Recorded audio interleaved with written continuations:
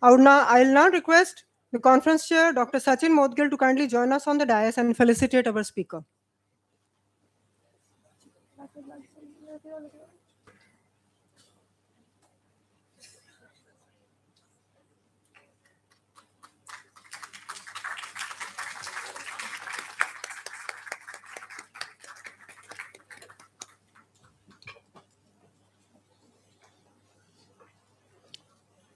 May I now request Aradhya Bhagwan Prabhu to address the gathering.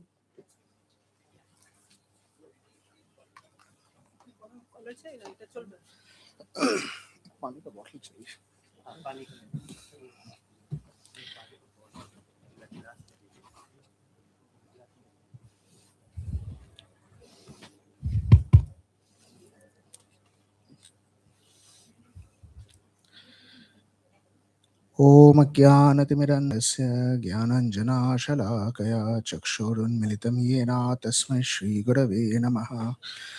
नमो विष्णुपादाय कृष्णपृष्ठाय भूतले श्रीमते भक्तिवेदान्त स्वामीति नामिने। नमस्ते सरस्वती देवे गौरवाणी प्रचारिणे निर्विशेषा शून्यवादी पाश्चात्यदेशतारिणे। नमो महावदन्नाय कृष्णप्रेम प्रदायते कृष्णाय कृष्णचैतन्य नाम्ने गौरतिशे नमः। हे कृष्णा करुणा सिन्धु दीनबन्धु जगत्पते गोपेश गोपिकान्त राधाकान्त नमस्तुते। तप्त काञ्चन गौरांगी श्रीराधे वृन्दावनेश्वरी वृषभानुस्तुते देवी प्रणमामि हरिप्रिये। नमो निराचल निव्यासाय नित्याय परमात्मने बलभद्र सुभद्राभ्यां जगन्नाथाय ते नमः। हरे कृष्णा कृष्ण कृष्ण हरे हरे हरे राम राम राम हरे हरे। हरे Krishna. So good afternoon everyone. Thank you Chinmay Mission and IMI for having me over here. It's indeed an honor and a privilege to be in this August Assembly. For me to be speaking in an audience where such luminaries are present is something that, I never thought I would ever have to do. I mean, I would much prefer to sit over there and learn from these luminaries, but such is the way of the world where we exchange ideas. And it is said that progress comes when exchange of ideas happen with the openness of heart, right? This whole point of openness of heart is the key to anything being rendered successful.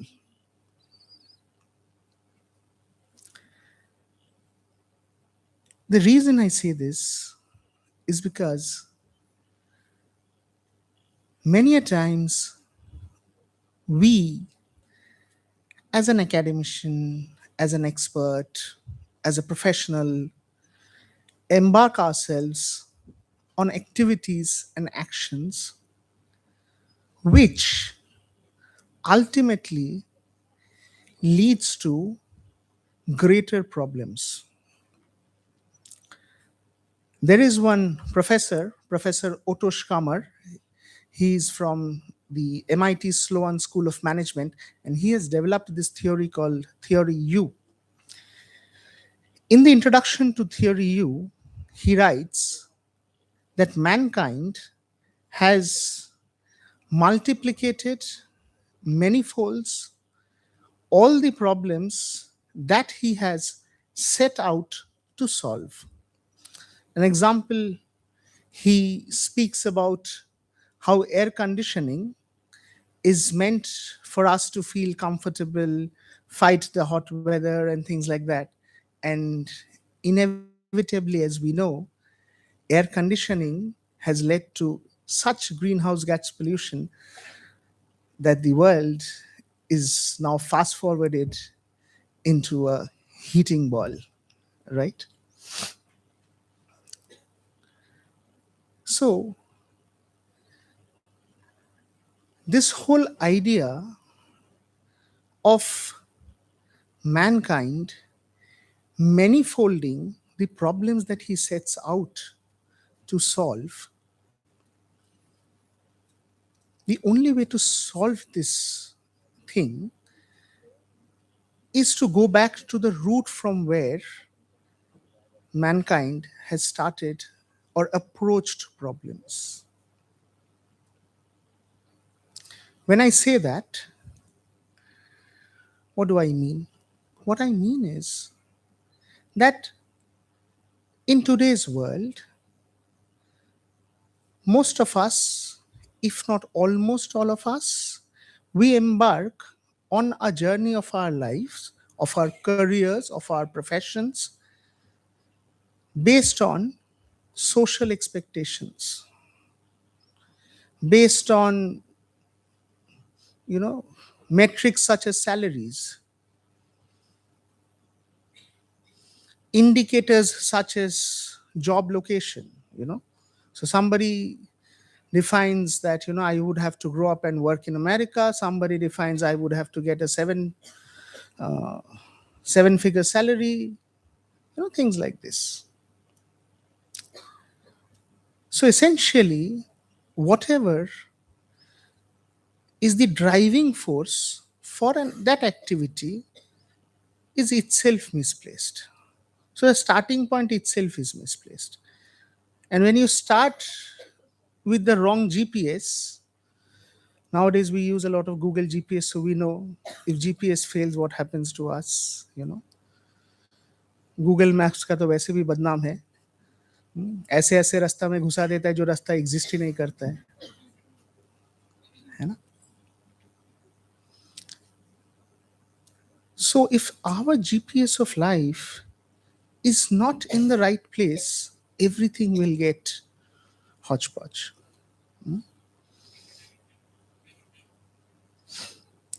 There is this joke that there was this young school inspector who just got appointed, and he was sent on field duty, on inspection duty in the district where he got appointed. So he visits this district school and he sees that uh, in one class he enters and the teacher is teaching Ramayana. Okay. Don't ask me which school, which board, which class, but they were teaching Ramayana. So this inspector, he looks at the boy right at the back and he points him out and says, please stand up, I would like to ask you a question. So he asks a question. He asks the student that जो हर धनुष है ना, शिव जी ने जो धनुष दिया था वो किसने तोड़ा. So this boy stands up and says that sir मैंने नहीं तोड़ा, मैं आज ही ज्वाइन किया, कल तक मैं छुट्टी में था, I was very unwell. So he got a little bewildered. तो उसका बाजू में जो लड़का बैठा था उसको खड़ा किया. So he stood up and he said, नहीं सर ये सच बोल रहे, ये नहीं तोड़ा है, हम में से किसी ने कुछ नहीं किया. टीचर को भी पूछा कि क्या बोल रहे हैं ये बच्चे लोग. तो टीचर बोलते हैं कि सर उसी ने तोड़ा है, बहुत बदमाश लड़का है. So now he goes to the principal.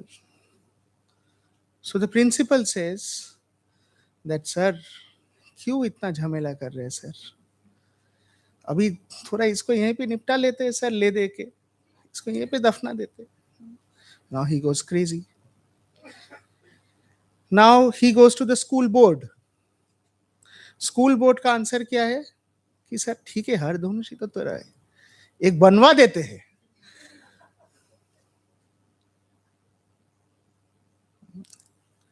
So jokes are good, but the morals is more important, right? So what we learn from here is that everybody in the system is completely misplaced. Nobody is in the right place, you know. पूरा system ऊपर से नहीं सब लोग misplaced हो गया है. And that is exactly what we have been talking about. The education system, or many systems in India where we are following legacy systems. You know, our army is in a legacy system, our judiciary is in a legacy system, our education is in a legacy system. Now, of course, everything legacy is not 100% bad, right? तो ऐसा नहीं है कि अचानक से सब फेंक दो एक नया खड़ा करो. That is not right, and that will never work. It'll just kill the whole country as a whole. Anyways, so there is a way that needs to be tactfully handled.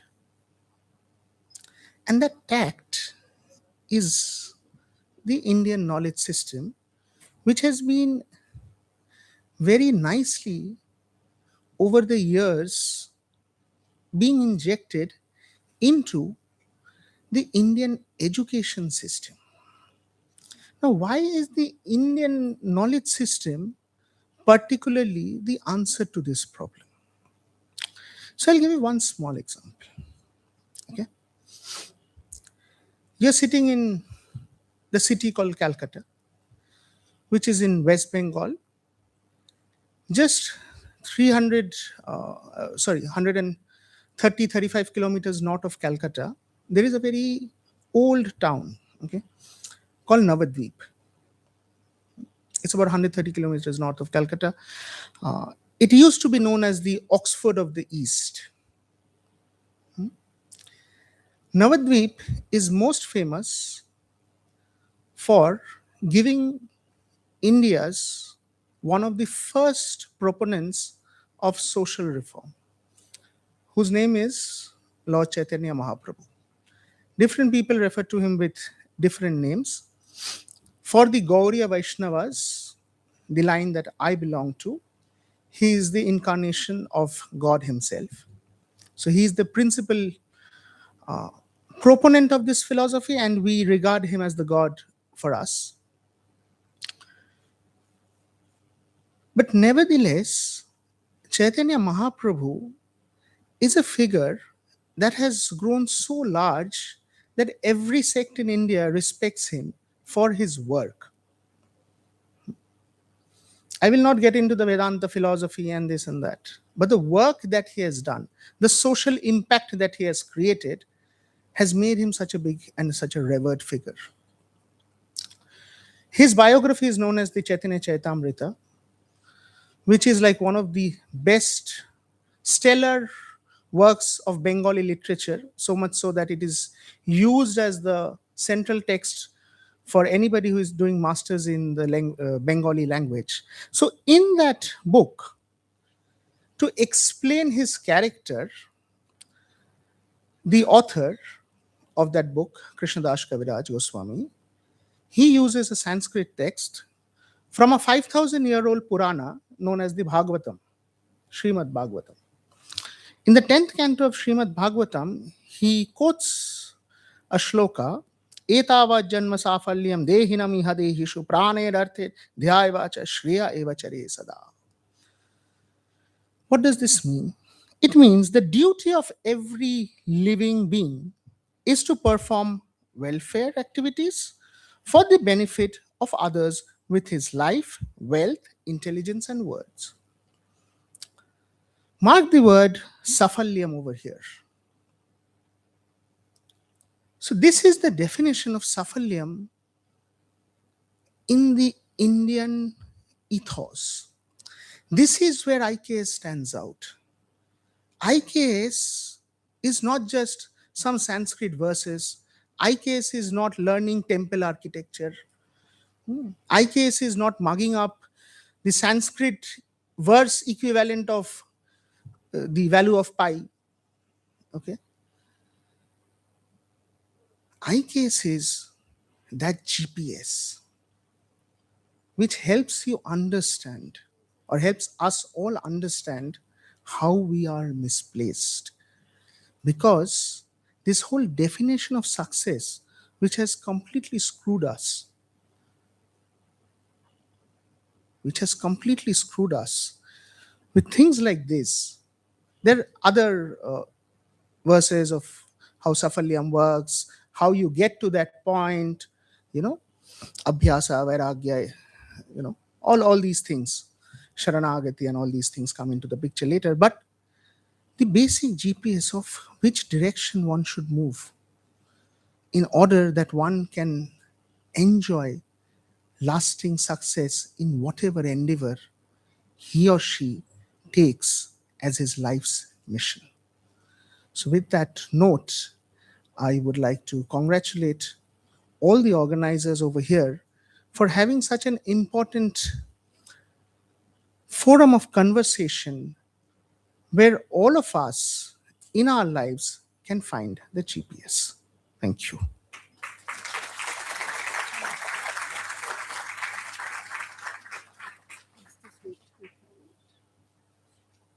Thank you, Prabhuji, for the address. Now I request Dr. Arindam Bhattacharya to kindly join us on the dais and present a token of our gratitude to our speaker.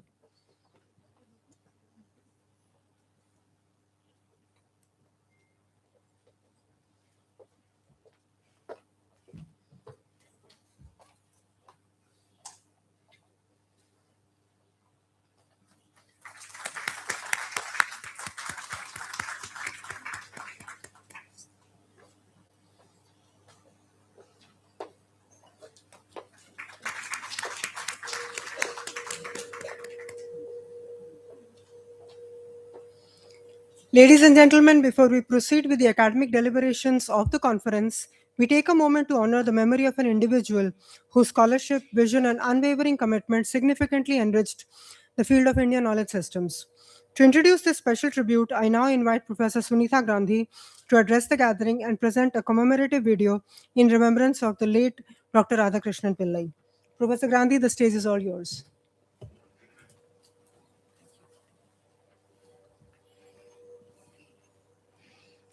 Namaskar and Hari Om.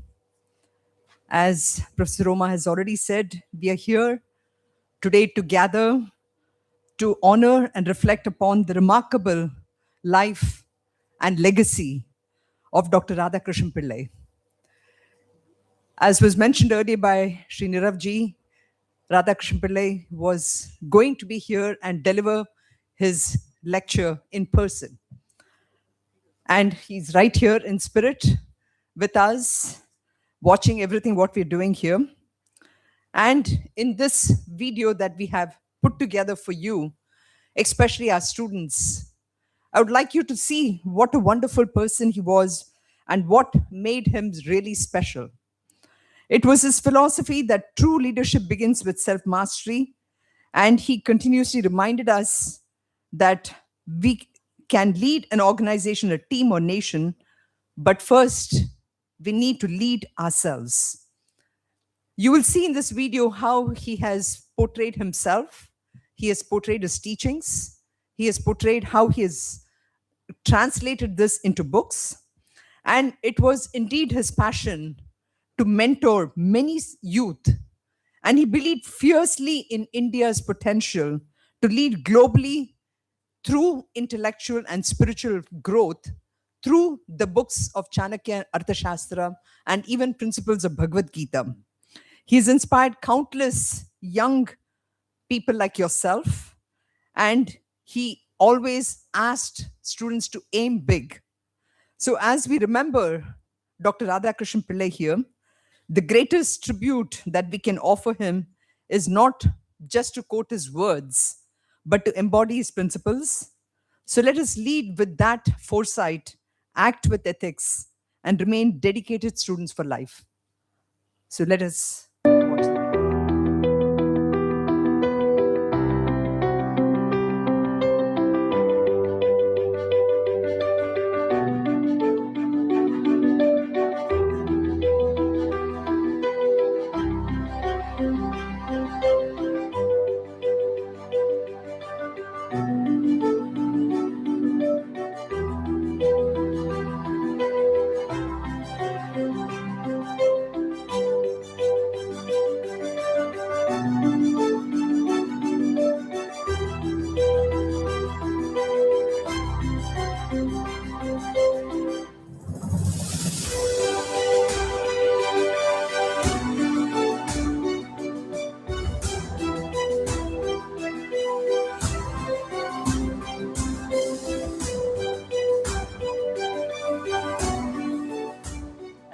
you should also know how to delegate your work.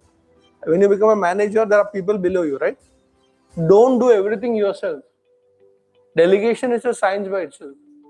What you're supposed to do, you should do. What you're not supposed to do, you should not do. And let me tell you the last thing, even if you are capable, don't do what your boss is supposed to do. Even if you are capable, don't do the work which your boss is supposed to do. What do you mean? I'll tell you. Have you heard about Hanumanji's flight to Lanka? What was the job profile given to him? Go to Lanka, find Sita, and full stop. That's it. Was he told bring Sita? Could he have brought Sita? Was he capable of bringing Sita? See, this is clarity. Even if you are capable, don't do it. Huh? Because you know what the boss will feel? You are trying to overpower me. Hanumanji went exactly, okay, Sita is here, given the ring, came back. He had the capacity to burn the whole Lanka. Remember that. To show the power, my boss is coming. Huh? He could have ended the whole Ramayana war by bringing in Sita, right? That's what Rama wanted. My Sita is back. And he would have thought, oh, Sita ji is here. Rama, I'm a great devotee. What great devotee? Who told you to cross the line? Are you getting my point? Very softening. You may be capable, but don't deliver more than expected. But what you are expected, do it.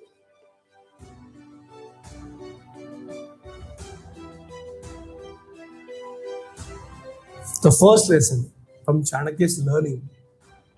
Second lesson is unlearning. Unlearning. And third lesson is relearning. So I'll explain all the three.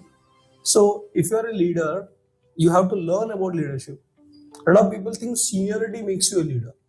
Experience makes you a leader. No. Knowledge along with experience and maturity makes you a leader. Yes. So I always tell 100%. people who are not aware of leadership, they think, oh, CEO is a leadership position. Go and study, read books, watch podcasts on leadership. Go and do a course if required. Acquire the skill sets and the attitude of the leader. That's learning. Unlearning. When a person becomes a leader, he has to undo a lot of things. You cannot behave like a normal person. See, you should be common, you should be approachable, but now you got a position, your time is very valuable. So you should know that the person who was not a leader and now the person who is a leader are different. The name may be the same, but your thoughts are different. Now you have to deliver, you have to take care of so many people. So to unlearn the way a common man would think, to learn what a leader thinks like. Your advice for the youngsters that just starting, what are your advice? Two things, and I tell this to youngsters across the globe. I teach some youngsters in many countries abroad also as a teacher. So two advice. First, start your spiritual journey as early as possible. Because finally it's going to be a lifelong thing that you require. So whichever religion, spirituality, philosophy, start your spiritual journey as early as possible. A lot of people have this concept that all these are meant for post-retirement. I'm very active. No. The earlier you start, it's better for you because you'll be stable. A spiritual person is a high performer. Yeah. So for youngsters, be on your spiritual journey, start your spiritual journey as early as possible. Second, given an opportunity, become an entrepreneur as early as possible. Because what happens is that entrepreneurial journey, there will be a lot of ups and downs. But why become an entrepreneur at the age of 50 when your body doesn't contribute too much, you are lazy? Because the younger you are, you can travel much, you can have a lot of enthusiasm. And today is a generation of entrepreneurs. So try your entrepreneurial journey. Of course, you have to calculate the risk involved. You should have a mentor, you should have a guide. But two important things, spiritual journey and entrepreneurial journey, as early as you start, will be more successful in the long run.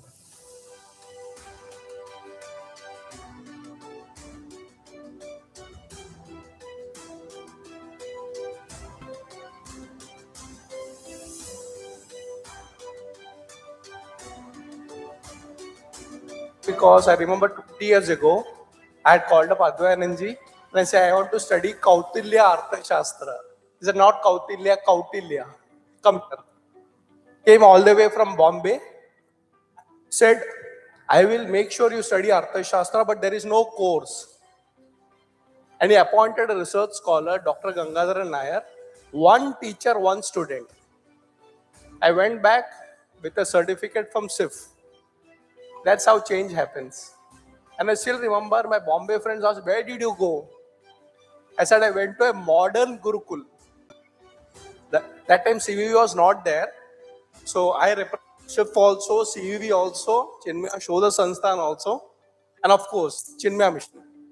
So I would say that it's an honor to see what SIF IKS has done in my personal life. And I can very tell you the transformation happened in this place. Many of you can feel it. I remember when we were checking into Shivashri. We were checking into Shivashri, and this time when we were welcomed, along with the key for the room, we were also given a Wi-Fi password. So it's truly a modern Gurukul.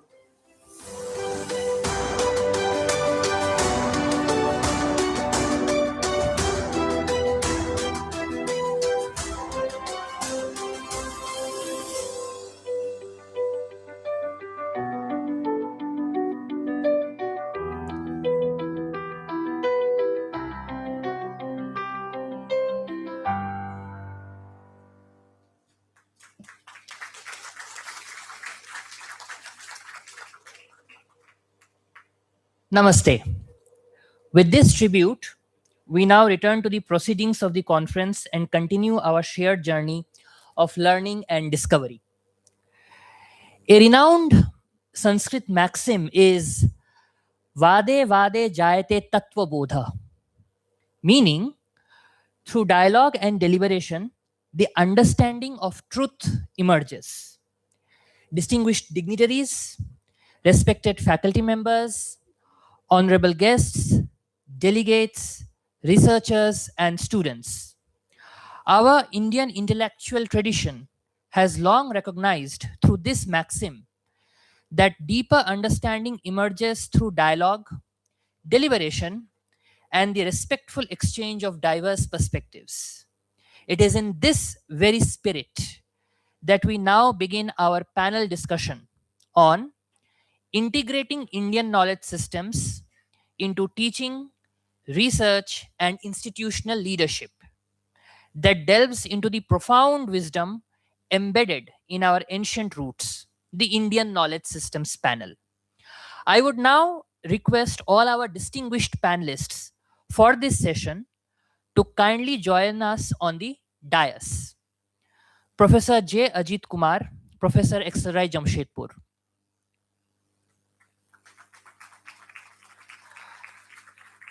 Professor Sunita Gandhi, Dean Research and Development, Chinmaya Vishwavidyapeeth.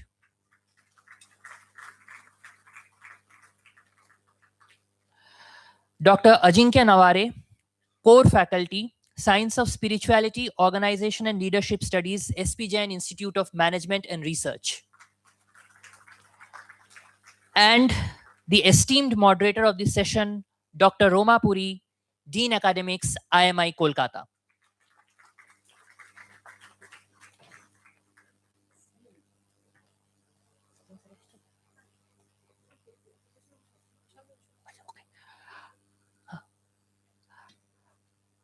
I now like to invite Conference Chair Dr. Sachin Modgil on stage to felicitate our distinguished panelists and our esteemed moderator.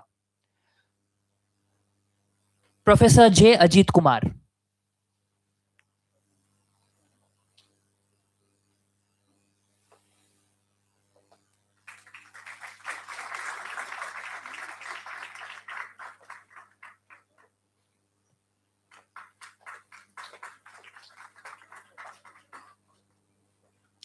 Professor Sunita Gandhi.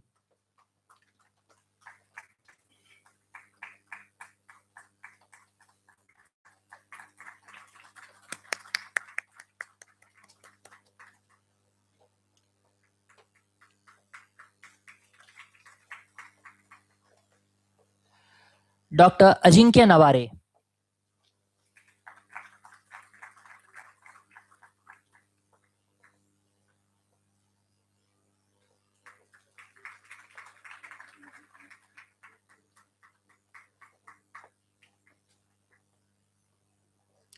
and the esteemed moderator of this session, Dr. Roma Puri.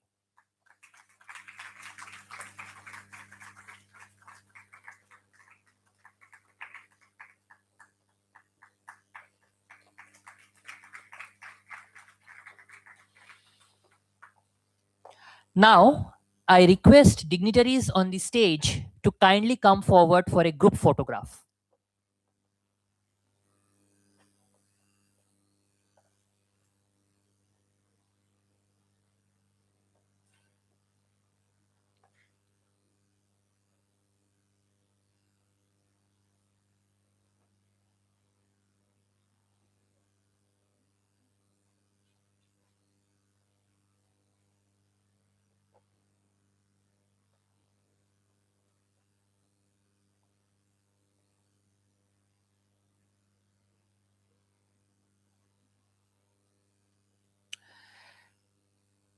Thank you. I request all the distinguished panelists and the moderator to kindly take their seats.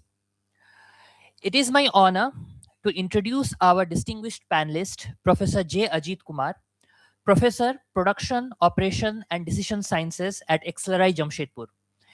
A distinguished academic and thought leader, Professor Kumar holds a PhD from IIT Madras and has dedicated his career to advancing excellence in operations management, decision sciences, and management education.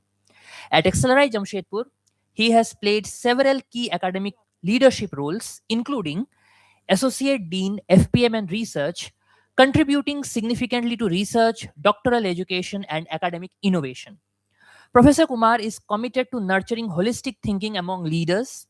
Over the past few years, he has devoted himself to the rigorous task of unpacking leadership principles and human values embedded in Sanatan Dharma and presenting them through modern management education.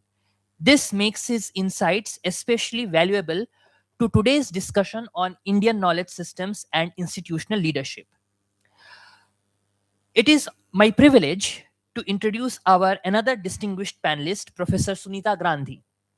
Dr. Grandhi is the Dean of Chinmaya Vishwavidyapeeth and an accomplished academic leader with rich international experience spanning India, Germany, and the United States.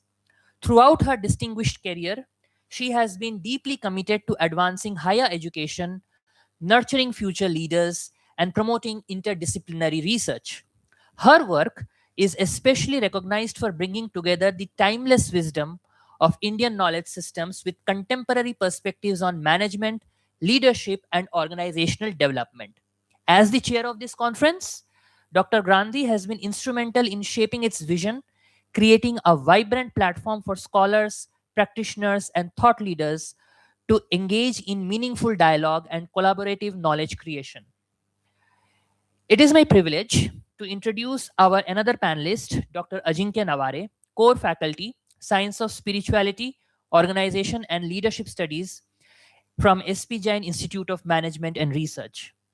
Dr. Naware is a respected scholar whose work brings together Indian knowledge systems, workplace spirituality, positive psychology, and leadership. He earned his PhD from IIT Bombay, where his pioneering research on Karma Yoga explored its relevance to workplace spirituality and positive psychological outcomes.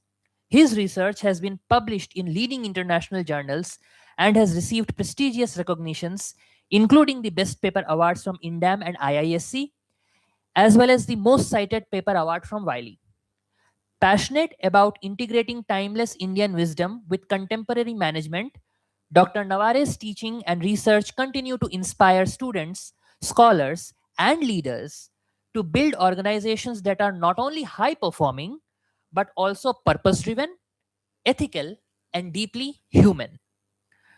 Dr. Roma Puri is an associate professor in organizational behavior and human resource management at IMI Kolkata. Dr. Puri holds the positions of Dean Academics and Chairperson for Accreditations and Regulatory Affairs at the Institute. She holds a fellow program in management from the Indian Institute of Management, Calcutta. Her teaching and research interests include organizational behavior, strategic human resource management, sustainability, and management of change. She has contributed to books and policy oriented publications in areas such as green HRM, gender equity, and sustainable organizations. Beyond the classroom, Dr. Puri has been a resource person for numerous executive development programs for leading organizations across sectors, including manufacturing, energy, financial services, and public sector enterprises. Without further ado, I now hand over to Dr. Roma Puri to take charge of the proceedings and moderate this engaging panel discussion. Madam, the stage is all yours. Thank you so much, Dr. Bhattacharjee. Yeah, a very, very good afternoon to all of you. I know it has been a long morning and a very exciting morning with so much of learning, material for introspection. In fact, while I was introducing and then listening to the different speakers, I was also wondering, am I following a lot of things which are being talked about here? So I thought of, making an opening to this panel discussion in a particular way, but after the deliberations this morning, I want to change it a bit and make it a little more personal because I believe that is also going to benefit our students. So I was thinking about, our introduction to Indian knowledge systems. When did it begin? So let me start with myself. How did it begin? When I was 6 or 7 years old, my father one day tells my mother, now it's time that she should be introduced to our, religion. In what form? Tell her the stories. What stories? Tell her the stories of the Ramayana. Tell her the stories of Krishna. So I remember every day during my summer vacation, my mother would make me sit down and start telling me stories. And I would thoroughly enjoy those stories. And then my, should I call it an initiation? Because it was a very brief initiation. Then the sessions would continue with my grandfather whenever he would visit us and stay with us. So he would actually sit with Tulsi Ramayana, take me verse by verse, and explain it to me. And I would marvel at it. But again, I would say that kind of regimented sessions ended, because he would visit us very briefly. But my interest somewhere was ignited. My parents would go to listen to spiritual discourses and take me along. So that was the next kind of, my learning of the Indian scriptures. But what I'm trying to emphasize by sharing this story is it came out of the initiative of my parents and later my own interest in the scriptures. If I look at my schooling, if I look at my college, postgraduate education, nowhere on a single day did any of the professors talk about Indian knowledge systems. So it was a very siloed approach for me. That is, I was learning things on my own. These learnings continued. It even continued by, attending the lectures which were organized by Chinmaya Mission. Especially during winters, there's this time when, a lot of great speakers, renowned speakers come to the city of Kolkata. But again, what I'm trying to emphasize is this was all personal initiative. So whatever little bit I know very, very less, let me admit that on stage, because it's a profound ocean if you look at Indian knowledge systems, but it was based on self-initiative, right? But I often wondered, why was nothing taught in the classroom? And I would say for a very long time, this has continued. But thanks to our new education policy, Professor Gandhi was talking about it. Now there's a renewed emphasis on introducing our systems, our ancient, depth of, profound knowledge into our curriculum. And that's exactly what we are going to deliberate upon today. So when we go to class, we talk about a lot of Western theories, irrespective of the disciplines. But very rarely do we kind of, look at what our ancient scriptures, our heritage, our legacy has to offer. So is it still going to remain an isolated interest in the scriptures? Because a section of the younger generation also likes to read a lot of the scriptures, or can we integrate? And that's exactly what we are going to deliberate upon today. So let me begin with Professor Kumar. So, sir, my first question to you is, how can business schools integrate IKS into management education without reducing it to a standalone elective or an isolated philosophy? What would be a truly IKS inspired management curriculum look like? What are your views? I think, thank you, Professor Roma. It's my privilege to be with all of you, Professor Ajinkya Navari Bring and it a little Professor closer Sunita to your Grandi. face, the mic. Am I audible to the audience? Better now. Yeah. So it's really wonderful to be here on a conference, the topic of which I love. Yes, your question is absolutely relevant. IKS should not be a standalone elective, should not be a separate topic. It should be integrated into every single course in management. Why? Because it offers the fuel, the wisdom, the underlying wisdom. You see, it's not that we are rejecting what we learned from the West. We have learned some useful things from them. For example, the tools and techniques that we use, they are pretty much useful and there is no need to reject them. Like in finance, we learn about basic things like a profit and loss statement. We learn about a balance sheet, how to read a balance sheet. Now, these are things that are useful regardless of the knowledge system, right? So you can use them. The wisdom about how they should be used properly, the proper judgment, that we should tap into our own knowledge. There's tremendous amount of wisdom here. Now, I'll give you an example how I teach operations. I'm not a finance person. Just an example that came to me. Now, in my course, which is now going on for the first year operations students, the BM students, the basic operations course, I gave this story. Arjuna and Duryodhana, they go to Krishna just before the Kurukshetra war. They're trying to build their armies. They both go to Krishna, and Krishna offers them that I'll give myself to one of you and my entire army to the other side. And whichever side I am in, I will not fight. I will not pick up a weapon, but my army will fight, whichever side it's in. And it was known at that time, Krishna's army, Narayani Sena, was extremely powerful. And Krishna himself says when he makes this offer that every single member of that army is as capable as me. So, which means whoever gets the army has got that many times Krishna, and the other side gets only one Krishna, and the Krishna will not fight. So now who will choose? So Arjuna is asked to choose first. Duryodhana's heart sinks. He thinks it's gone, but Arjuna chooses Krishna. And Duryodhana gets the rest of it, and so he's extremely thrilled. And as today Professor Himanshu also pointed out, 7:11 ratio. Like the one side has got 7, Duryodhana has 11 Akshohinis, Arjuna's side has only 7. And eventually what happens? Obviously we know the result. There was only one factor which made the difference, and that was Krishna. There was only one factor. Nothing else. The ratio didn't matter. Nothing else mattered. All the capability the others had didn't matter.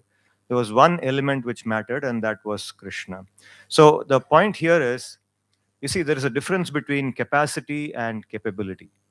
In operations, capacity is a big topic.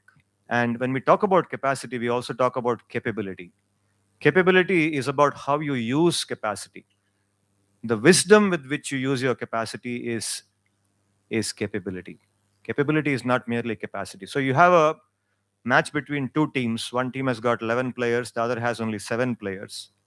And the team with 7 players wins because there is some capability on their side which the other team doesn't have. And it turned out to be Krishna in this case. So I use this to illustrate how wisdom comes in identifying and building that capability. So this is just one example. Similarly, let's say a course like economics where we talk about resources and how resources should be used with wisdom. We have a major issue that's being flagged in India now repeatedly by different people. Cows being sent to the slaughterhouse after their age of giving milk comes. So here, just think about it. We have a resource called the cow, which has been traditionally all the time very valuable because of the products it gives. Now, earlier, the Indian wisdom teaches us to look at the cow with gratitude, right? Today, the modern education teaches us to make fun of the cow. So many memes are made, so many sarcastic jokes are made on Gau Puja and things like that. But think about it, the wisdom lies in gratitude there. It's not about some blind worship.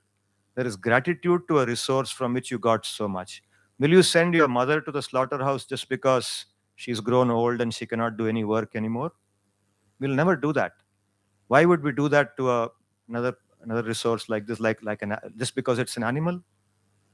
So Indian knowledge system teaches us that economics should not think only in terms of human welfare. Today, modern economics is about maximization of human welfare, human profit. Everything is human centered. Indian knowledge system teaches us that maximization of welfare is for all living beings. All living beings. So the Indian knowledge system should not be a separate elective or something. It should be infused into every single course that we teach. It should be an integral part of the curriculum. The curriculum should be based on the Indian knowledge system. Tools and techniques can be borrowed from the West. There's no problem. Thank you so much. These were very wonderful examples and got me thinking, how nicely you could integrate those concepts into a topic as difficult as the one that you teach. Okay, now moving over to Professor Navarre.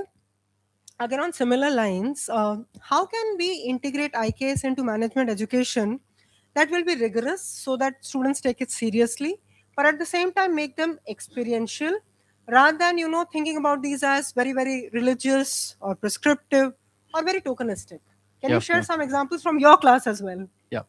So first of all, thank you so much for inviting me. It's honor to share dais with all the dignitaries, and also all gurujans are sitting here.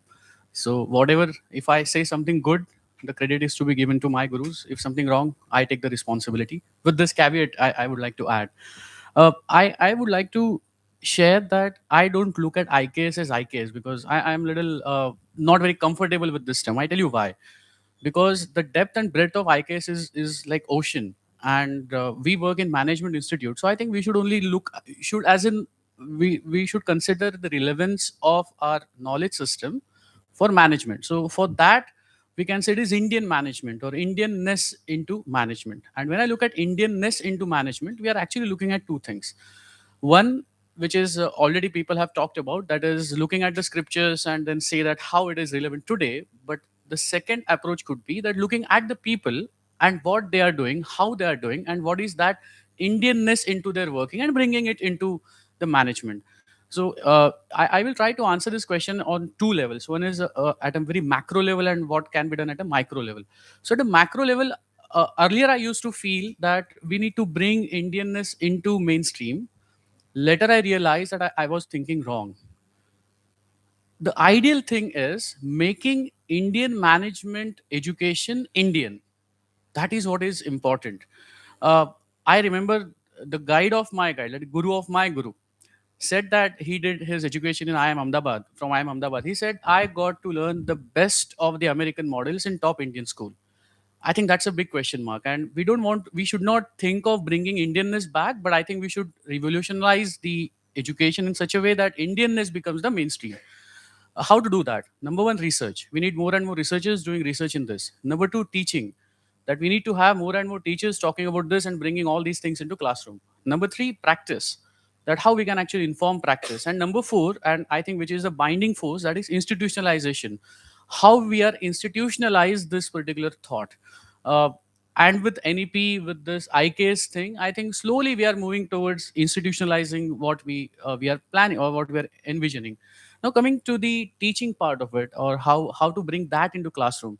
And I think the biggest challenge is the challenge is sitting right there behind. These are students, Gen Zs. Right now, also they're a little disconnected because there's something is going on there, some high level, high funded discussion, and it is not relevant for me. And that is the first challenge, that how it is, how can we make it relevant for them, how can we bring it to their level of experience, because ultimately it is experiential. And when we look at the management education, there are different subjects, and different subjects have different target. Some subjects are known for knowing things, or students learn by knowing. Earlier I wasn't aware of Porter's five forces. Now I'm aware of Porter's five forces. That's a knowing thing. Then there are some doing things. You do number crunching, you do spreadsheet modeling. So now you started learning what's the doing part of it. But then there are some courses which talk about being part of it. So I think my course as in I teach spirituality. So that is a being part of the course. That how we can move that needle of being part of students. And that's where the experience comes into the picture, and that's what we do in classroom. That our course is absolutely experiential. They do a lot of things. We make them eat something, we make them play with the clay, we make them do tai chi, we do a lot of other things. So the primary thing is, number one is instant gratification. How can we actually give them instant gratification? Because nowadays we are used to having 5 minutes delivery. I'm not ready to wait for 5 weeks. So similarly, I'm not ready to wait for getting experience after 5 weeks of practice. I want it just right now. So how can we bring that instant gratification? And the second is how to make it relevant. So they ask one constant question, that what is the use? Kyun karna hai? So answering that particular question. So we do a lot of practices. So mainly practice orientation is a key, I feel, and experience. Yeah, interesting how you kind of integrate clay and Tai Chi into the classroom. Very interesting. Maybe I'd like to attend your class someday. Anyways, now moving over to Professor Gandhi. Again, taking on the thought from Professor Naware, he talked about the micro and the macro. So my question will be more macro to you. How can universities transform IKS from an object of study into a way of thinking that shapes research, teaching, and institutional culture? Thank you, Dr. Roma, and thank you for giving me this opportunity to be in this panel here. So how can universities shape using IKS into research thinking? So I want to say something here, which is, interestingly enough, IKS as such still has not percolated into the minds of everyone that it is a way of thinking, it is a way of research, it's the way in which you can actually include in pedagogies. A simple example, what we have found is whenever we hire faculty for our university, there is one question on the panel which is, so tell me a little bit about IKS. And you can see everyone just freeze up. You know, Immediately it's like, oh my God, I don't know what IKS is. And then I need to think about really what I have to say. So, you prod people and say that, well, think about yoga, think about Ayurveda. Aha, okay. Then I think about my grandmother's stories. So, this is how today, even at the university level, we find that people look at IKS as something different. But you're absolutely right. We need to look at IKS as a way of thinking and as a way of mindset. So I can tell you, I'm going to use a personal example from our own university, what we are doing in how we can actually shape the mindset of what IKS is. So IKS is as broad as it is also the simplest what we can conceive of. Today, the world we look at is fragmented mainly because we have actually given, and is becoming more and more fragmented because we have broken knowledge itself into so many different fragments. What started off initially as probably just something called commerce, sciences, in fact, management did not even exist at the time when I was getting into college. It was only medicine, sciences, and possibly engineering. That's how simple it was. But today we have, if I take my own subject of chemistry, it's not just biochemistry, but it is bioinformatics chemistry. So what has this done to the knowledge? It has actually broken it up into fragments, and we tend to look at knowledge through this lens. What is IKS doing, on the other hand, is looking at all this as one aspect, which is knowledge, which is mindset, and which is trying to bring a transformative way of looking at the entire thing, bringing a holistic thinking into it. So, this is exactly how we need to look at knowledge, which is change the way we are looking at the same knowledge, but look at what are the adjacent partners. For example, if it is temple architecture, we know already examples from our IKS where something like this huge Brihadeshwara temple could not have existed if I knew only civil engineering. It is to be civil engineering with mathematics, civil engineering with material science, civil engineering with looking at the stars, looking at just about bringing this composite of knowledge together is what really makes Indian knowledge systems. Indian knowledge systems is a mindset. Indian knowledge system is a way of thinking in a very broad sense. So this is something which universities, I believe, have to change in how you're looking at knowledge. And looking at knowledge by looking at adjacent partners and looking at how we can this. So it is no longer something where we can introduce as electives of Indian knowledge systems, elective of Indian knowledge systems from Bhagavad Gita, Indian knowledge systems from something. It is actually bringing all these aspects and creating interdisciplinary courses and transform slowly the minds of our Gen Z in not just looking at management per se, as you were rightly pointing out, perhaps it's the numbers, but looking at numbers in relation to mathematics, numbers in relation to how this is going to multiply itself to an actual practical application. So if we can look at universities more at interdisciplinary courses, I think there is greater value to introducing Indian knowledge systems in universities. Thank you so If I much. can be permitted Please, to please add add. something to Sure, what sure. Professor Gandhi said, I think her points are extremely relevant. Just extending them a little bit. See, one common theme across all branches of Indian knowledge systems is the word dharma. So dharma comes repeatedly everywhere, whether it is talking about philosophy or the narratives in the Puranas illustrating different aspects of human life, social life, or it's mathematics, chemistry, whatever aspects dharma pervades there. So what exactly is dharma? It's a definition in the Mahabharata which Yudhishthira says. धारणात् धर्म इत्याहुः धर्मेण विधृताः प्रजाः यत्स्यात् धारण संयुक्तः स धर्म इति कथ्यते. Dharma is that which sustains, which is inherently present, that sustaining ability. Like, for example, heat is inherent to fire. Sweetness is inherent to sugar. You don't have to add anything to sugar to make it sweet. You use sugar to make other things sweet. So dharma is that which is inherently present in things, and recognizing that and using that knowledge makes things sustain. So the idea of doing things in a way that the effects are sustainable, which are not just instant gratification but things which sustain, is the principle of dharma. And like you correctly pointed out, madam, this should be integrated into all aspects of management. And again, going back to the earlier question that you asked me, it's not a separate elective, but it should be part of every aspect of management, the theme of dharma. I'm sorry I took your. I would like to add one more point. I'm just building on what they have said, that we have to integrate this Indianness or IKS into teaching. But I think one approach that we need to have, or which I follow basically, is not to falsify what is there in the theory as Western theory, whatever we want to call it, because they have tested it, they have done research, they have proved. We haven't yet. So there is no point in saying that big five doesn't work. So if I'm teaching personality, I have to teach big five, I have to teach MBTI, because that is what is relevant for them. But at the same time, what I say is big five is good, MBTI is good, think about Sattva Rajatama also.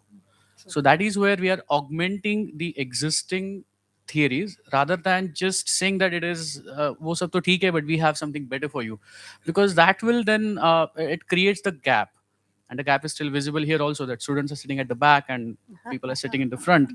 So if we have to bridge that gap, I think we have to make it more relevant here. Very well said, all of you. Now, Professor Navari, please take your mic because the next question will be for you. You've only led us to the question. Okay. See, you said that Western theories should be taught because, they are kind of tested. Yep. We call it a behavioral science and it goes through a rigorous, kind of round of research. So my question is that, of course, we would also like to establish IKS on similar grounds. It's not that it was not tested, but maybe it was tested long back. So if today we are going to do research, what kind of standards are needed for IKS-based management research to remain philosophically authentic and globally credible? Yeah. Okay. Again, I will try to answer this question at macro and micro level. so at macro level, I think we need ecosystem, which is currently missing.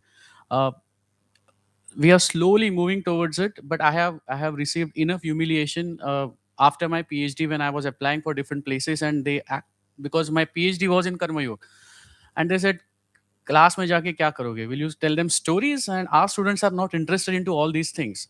Later, now they are looking for somebody to teach these subjects into classrooms. But I have received that humiliation. The reason is that we do not have that ecosystem. We do not have ecosystem which will welcome people who are working in Indian management or IKS, and they're bringing some core aspect. There are students who are interested to work, but then their guide said, don't work because publication nahi hoga to job nahi milega. I want you to get placed. Pawan sir is sitting here. That's a reality that, I mean, it's ecosystem that institutes are asking people to publish, because that's a larger question, larger problem. But if we need publication, we have to have research in something which is publishable, and then people choose what is there going on in Academy of Management or some other conferences, and then continue that line of inquiry. In a simple term, what Swadesh mein there is a dialogue that apni chaukat ka diya, giving like to neighbor's house. That what US are doing, we are also following the same. Why? Because it has to be publishable. I think we need to break that cycle somewhere through the institutional support. That okay, you're doing research, we will give you some maybe a cushion, so that you can continue your research in IKS. Number one. Number two, we need, so that we would also need supervisors who are ready to train their scholars. Right now we are facing some challenges, but in last few years the I would say the critical mass is increasing, and we are having more and more people who are stepping up and doing research in this area. They are encouraging scholars to do research in this area. So that's a ecosystem. Institutional support, readiness from the supervisors, and an interest from scholars. Now when we come to the individual research, I think what is more important is bringing that rigor in the research. Just by saying that it is there in Bhagavad Gita is not going to help at all.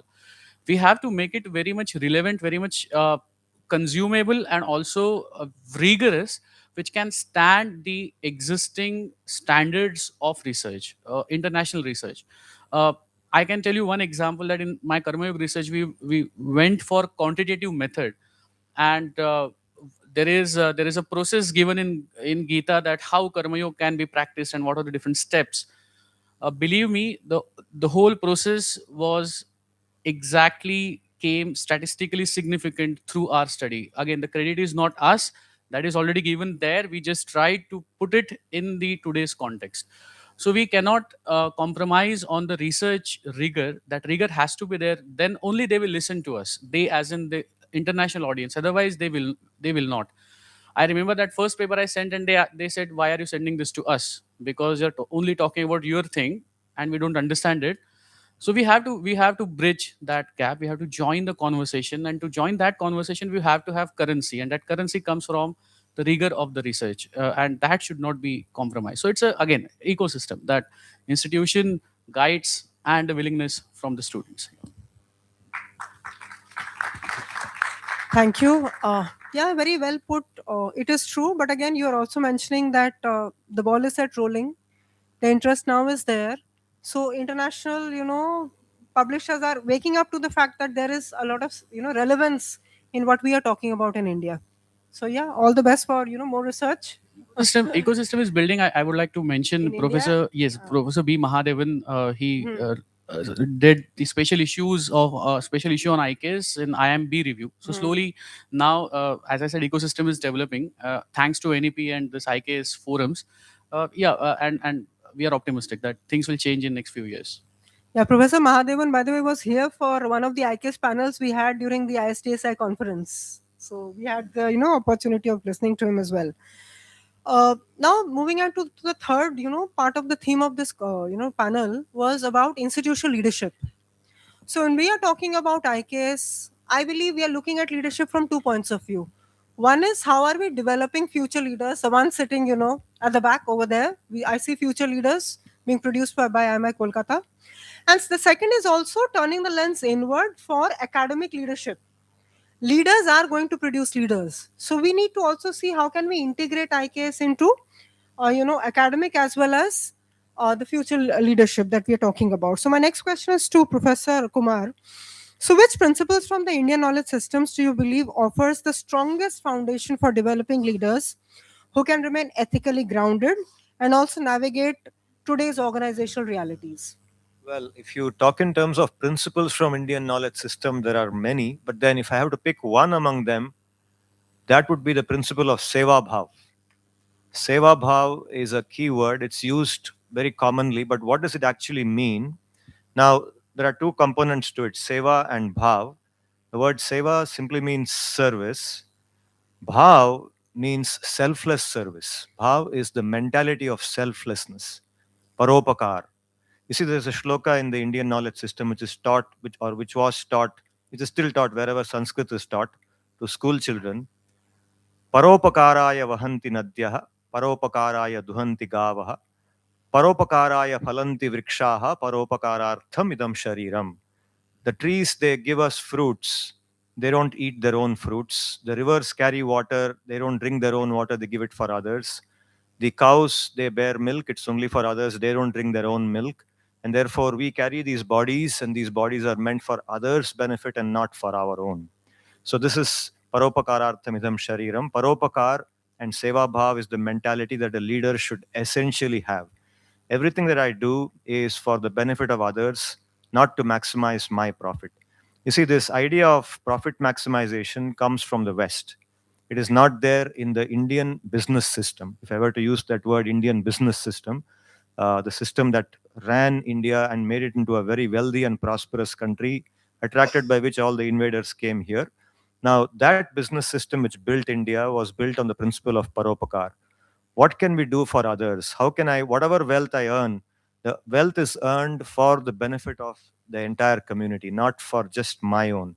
Like it was pointed out many times by earlier speakers today, particularly Professor Himanshu Rai, uh, whatever I need, I should take, but nothing beyond that. This was the mentality. And this is that bhav of selflessness.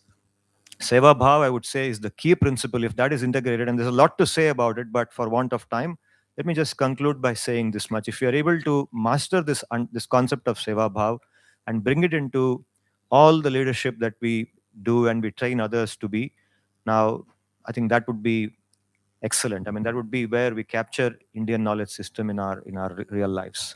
You captured one of the most important attributes of leadership.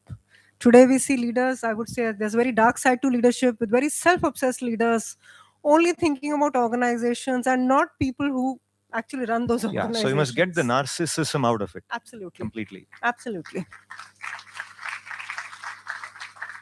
So we've actually moved on to a very deeper terrain, and on those lines only, I'm going to ask my next question to Professor Gandhi. What kind of human beings are we trying to develop through our education system? And how can universities balance these measurable excellence when we are talking about number of graduates, postgraduates, PhD scholars, publications, etc., with holistic human development? Can we, drive that balance?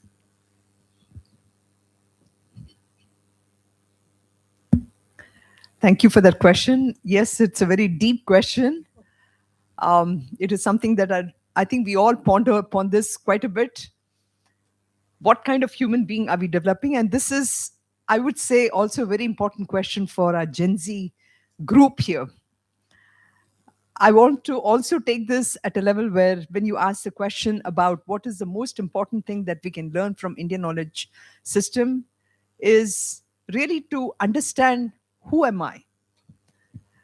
It goes, I mean, there cannot be anything deeper than that. Our entire reason why we are renting this human body, I would say, we have been given this human body to pursue a certain goal. What is that goal? I think that goal has to be absolutely clear in our minds.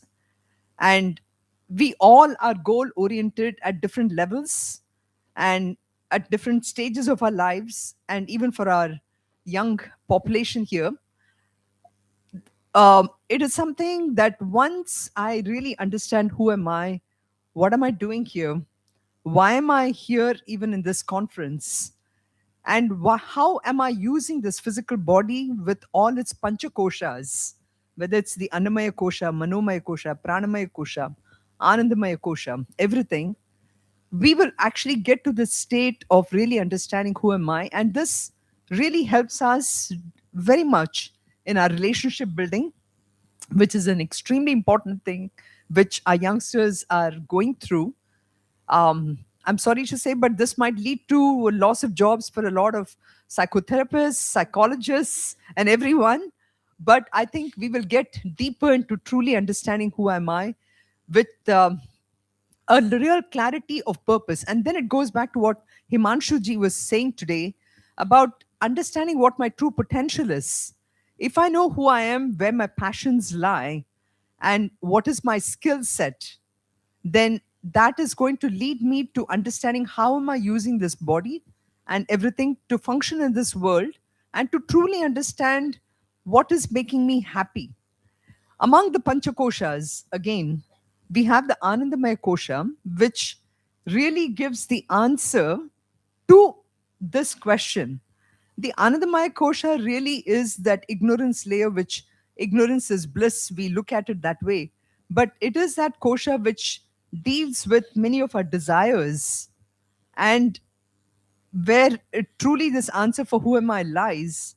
And when I know that is where I'm going, I mean, that is my understanding, and how the pranamaya kosha, manomaya kosha, and annamaya is helping us with the help of Vijnanamaya Kosha to understand what is giving me true happiness, which lies in the Anamaya Kosha, I get to the answer of who am I. And this, by the way, is something that I want to say about how at Chinmaya Vishwavidyapeeth, for example, we give this as a core course for all our students, starting with the first year. They have to go through this one book, which is called as Self Unfoldment. Today, I think when I call myself myself, who is this myself? I identify myself with Sunita. And with this identity of Sunita, I function in this world. And with this role, and as Himanshuji very beautifully said, as a director of IIM, this is only my transactional identity. If our students can understand that this is a transactional identity through which I'm trying to fulfill my purpose for what I'm going through, this book of self unfoldment really unfolds to ultimately who am I. And that who am I depth of it gives that confidence for us to undertake all the transactional identities that we take up. So I believe this kind of a education will really transform a human being, and this needs to be given at the level where the students are. And this is what, through our Balavihars and through this, what Chinmay Mission has been spending, gives us that the clarity and build the confidence to move forward. Thank you. Yes, and in that, yeah, very good, wonderful. Please give her a big hand for that. Uh, just adding a small point here, she observed that psychotherapists and certain people may lose their jobs, but I think if IKS is brought into their lives, then they will become better psychotherapists. Very true. Very true. Yeah, thank you, Professor Gandhi. This was a very, kind of interesting insight. And I was also thinking about the point which you were not saying, but referring to it is when we can understand the difference between who am I and the transactional identities I have, I can get detached. That is what will put the psychotherapist out of business, because then I can function in this world knowing that this is transient, this will pass, and I don't have to emotionally invest so much that my whole life depends on it. So very, very powerful thought, I would say. There is always a problem when I have academicians on a panel, because I've done some panels with academicians in the past. I find those to be so intellectually stimulating that I just want to go on, right? But the problem also is I cannot do that.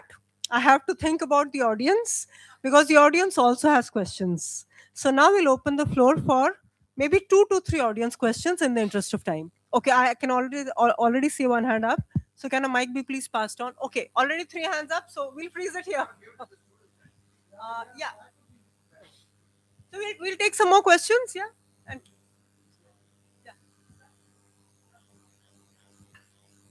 students, please keep your questions ready. So thank you for providing the opportunity. I am also a student actually, because teachers are lifelong learners. So actually, since there was a discussion for knowing who am I, and in Gita, Srimad Bhagavad Gita, everything is centered about that. And like students, Arjuna just asks lots of questions to Sri Krishna, but everything started when Arjuna considered Sri Krishna as Guru. And Arjuna was not convinced, since he was being realized. Means, who am I? It is the matter of experiencing. Simply reading a book means, if that is the thing, because Arjuna learned it directly from Krishna, and Krishna was the living guru at that time.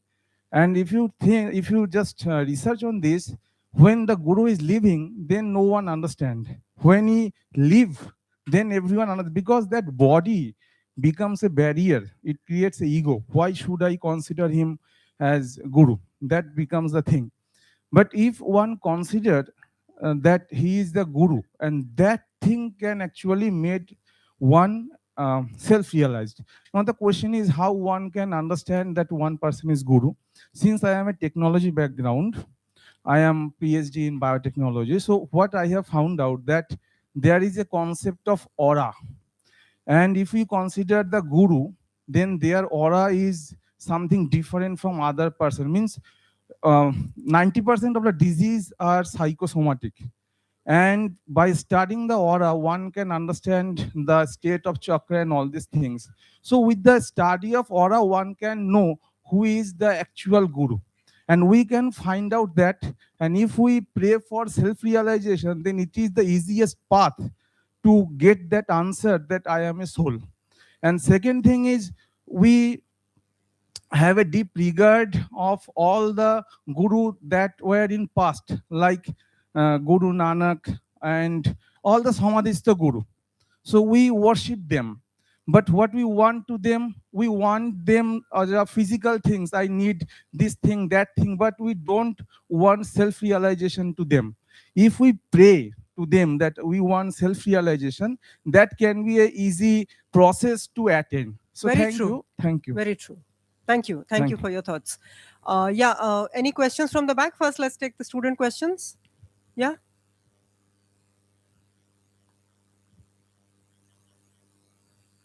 Yes, Janzi, क्या हुआ? Where's the Josh?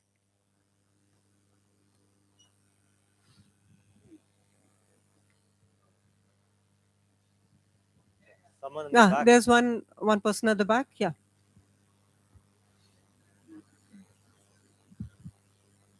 Good afternoon. Am I audible? Yes, you're audible. Yes. Actually, I just want to say one thing, that sometimes people are frustrated in their job. How you can define this thing for our Gen Z people? Because some of our students who already placed in corporate, when they call us and tell that, sir, we are frustrated in that job, we can lose the job, or immediately I will resign from that job. How IKS will be helpful for such kind of engineering student? Because I am an engineering teacher, so that's why I just want to ask the question from you. Do you like to? So one simple answer to that is that IKS gives a good sense of purpose in life. Why do you want to do a job in the first place? For what purpose? So that is even more fundamentally, you can ask, why do you want to live? Why do you exist? So IKS provides very clear answers to these questions by giving us a holistic picture of reality. We are all a part of this larger universe. The universe is a conscious living being which manifests itself as Krishna or Rama or whatever. But there's a conscious living being that we are all a part of, and we are part of one holistic entity, one holistic reality.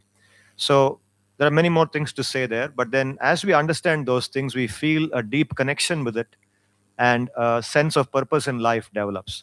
So when that sense of purpose in life develops, then whatever be the career, it will not be frustrating. People will do that with that purpose. When you do something with purpose, it gives happiness. That's what will happen. So IKS will resolve this problem like that. Sorry, I mean, you probably Maybe have we can something take to one say more too. question. Yeah. Okay. There.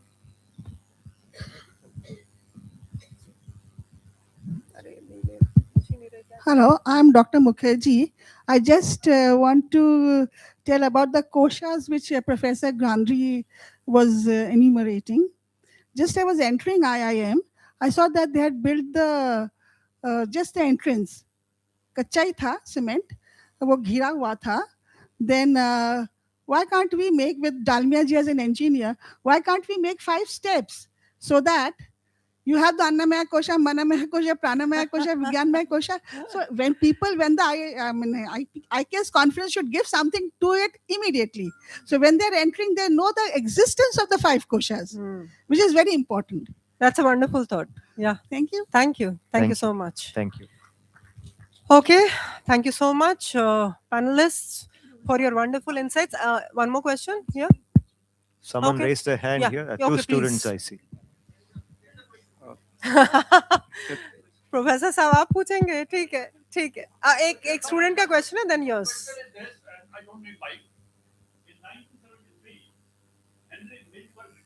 हाँ. That he is against Henry Fayol because he said that every 7 or 8 minutes, every 7 or 8 minutes, the manager is getting distracted. That is one way. So how we are able to planning, organizing, studying, controlling, three challenges, fundamental managerial goals.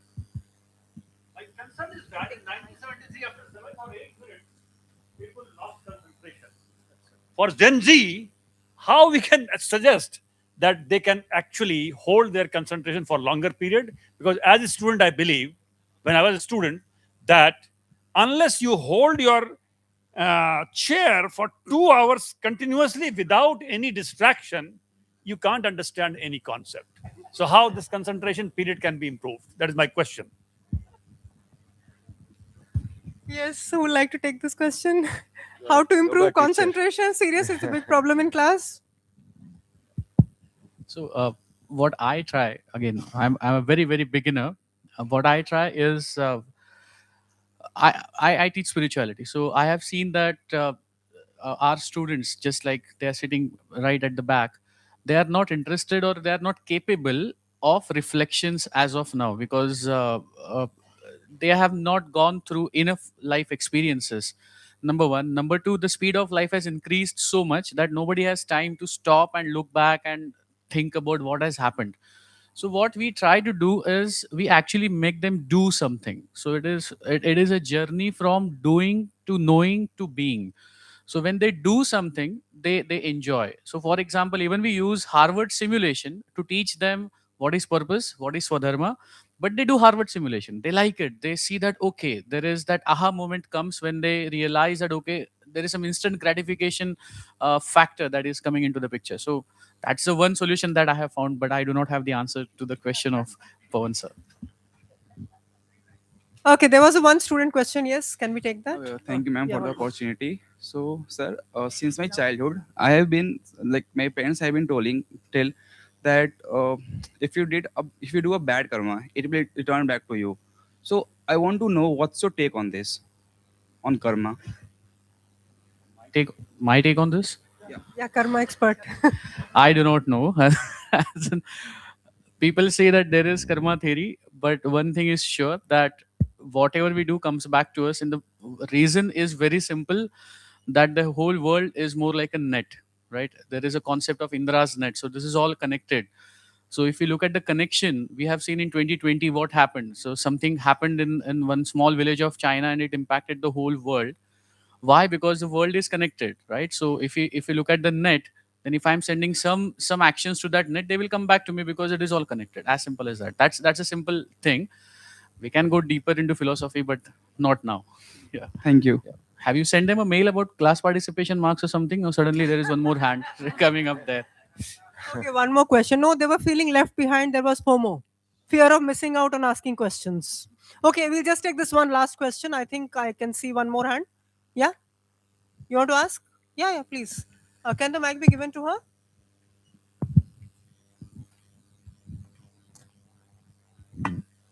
Good morning, ma'am. Good morning, sir. My name is Akansha Pandey. So, my question to you all is, how can we, as an individual, effectively integrate IKS into our academic journey as we follow so much of Western culture? So, just want to balance all these together, all the cultural thing and the Western culture. So, how is it going to be? So,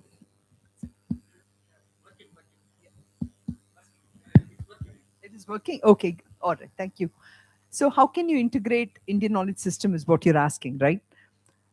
I would say first see some simple practices that is being followed. And I can tell you one thing, I mean, just from my personal example, when I was living in US for 35 years, um, in every possible way, I was Indian at heart, you know.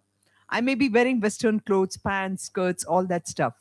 But in and through everything, I really understood that the Indian way of thinking. So it starts with the thinking of it. It's not just what you're showing on the outside, right? All the practices that are there today are now being followed on the West like anything. I mean, we started off with, say, yoga. Yoga is a craze in the West. It still hasn't caught up so much in India. So think about all the things that we are so proud of and start to embrace them. You know, whether it's yoga, whether it is colorful clothes, whether it is all these things are really something which is our identity. We have to start living them because there is so much of depth in it. So once, even if you just start doing that, you're already incorporating IKS into everything that you're doing. Yeah, I think like Madam was saying, yeah, very good point she made. Even before you do that, some very simple things you can do, like getting up early in the morning. Getting up early in the morning is a very IKS value, and going to bed early in the night to keep that alive. Now the Westerners are slowly realizing it.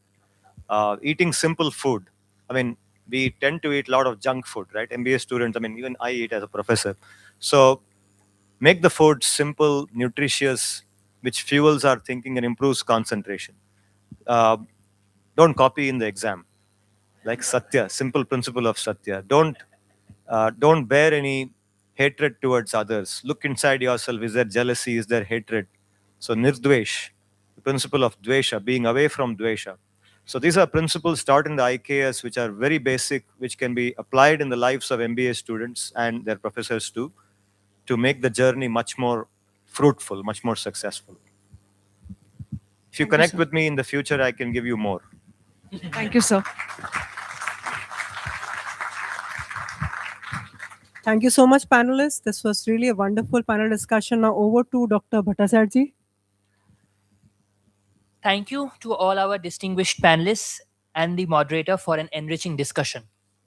I would now like to invite Dr. Sachin Modgil, the conference chair, on stage to kindly present a token of gratitude to our esteemed panelists and moderator, Professor J. Ajit Kumar.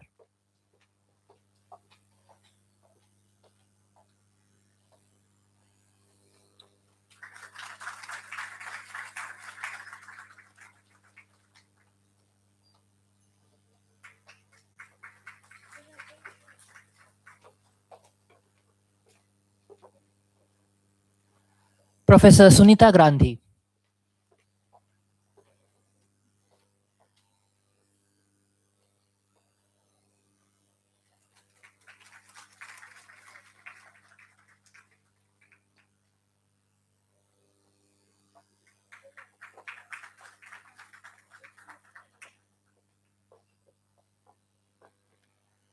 Dr. Ajinkya Naware.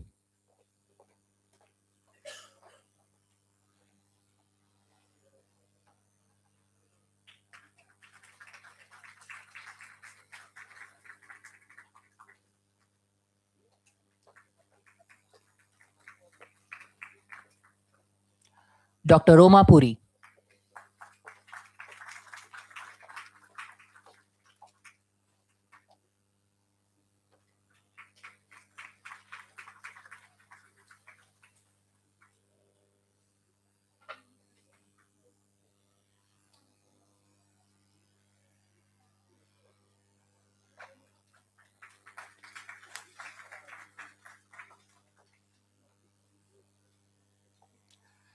Now, I request the dignitaries on the stage to kindly come forward for a group photograph.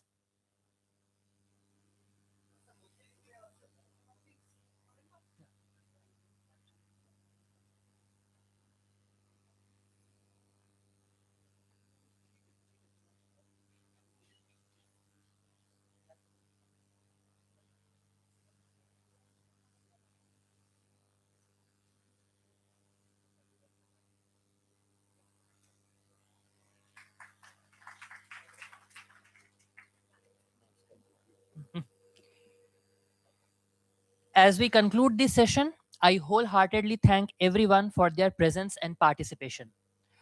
Ladies and gentlemen, we now move to a special video presentation.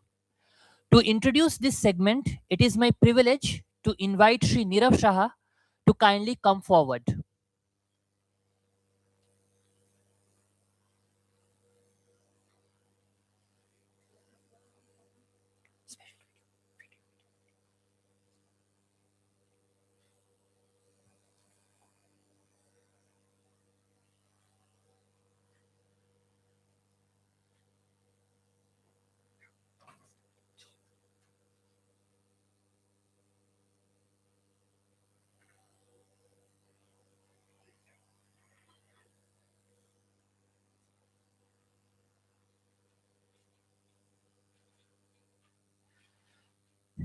Shri Shah, may I request you to do the honors?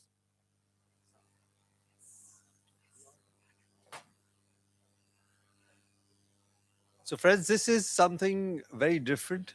And this is going to give you a few answers to some questions that came from behind about how IKS can really help. And this section is known as the surprise video. So I will not say more. I'll just leave you to the video itself. So, video, please. Namaskaram, Hari Om. This is Ramana Balachandran. I am very happy to be connecting with you all on this occasion of the Indian Knowledge Systems Conference. And firstly, I'd like to offer my pranams and heartfelt commendations to both Chinmaya-IMI, CVV, and Institute of Management Technology, IMI. So CVV has always stood with a beautiful vision of taking our traditional knowledge and melding it with contemporary modern disciplines. And to see IMI and CVV collaborate on this wonderful initiative is a very inspiring thing. And we should be very grateful for them for curating this conference. And I'm sure there are going to be a huge number of students benefiting from this and knowing how our traditional knowledge can inform and enrich their modern learning. When we think of Indian knowledge systems, music has always been a very cardinal element in the rich and hoary past and heritage that we've had. And as much as classical music has been a very extremely unique, richly sophisticated, beautiful musical system in the world, it's always been seen as one of the paths to the divine. And that, I think, is a very, very important and special aspect of our Indian heritage and spirituality. And when someone engages with classical music and develops a relationship with it, and provided that it is practiced or learned properly, it's undeniable you are dealing and activating different aspects of your being, be it immersion, focus, surrender, evocation, engagement. So I think these are all aspects that overlap with so many other fields as well. So be it science, management, the arts, or whatever it may be. And I think the relationship with something like classical music, I think, is hugely beneficial for anyone that is pursuing it seriously. Not, they don't have to be performers. And I can think of so many ways in which I've changed as a person after my relationship with music became deeper. And so again, as I said, this is not specific to just performing music. This is about learning music, spending time with it, getting engrossed in it. So I'm sure this initiative is going to engender a lot of those beautiful interactions between students and music. And in that occasion, on that note, rather, I would like to present an excerpt of a short piece that I recently played for a film, Durandar the Revenge. So here is that.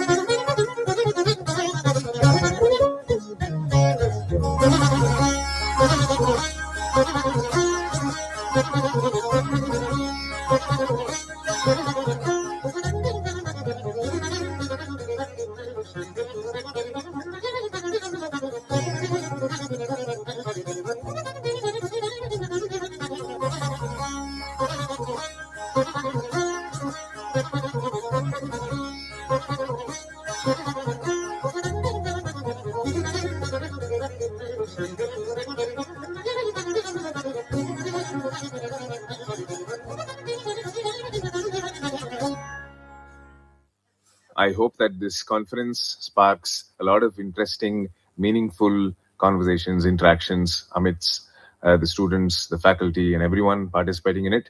And here is wishing them the best, wishing everyone the best, wishing CVV, Chinmaya Vishwavidyapeeth, and IMI the best for this endeavor. Namaskaram.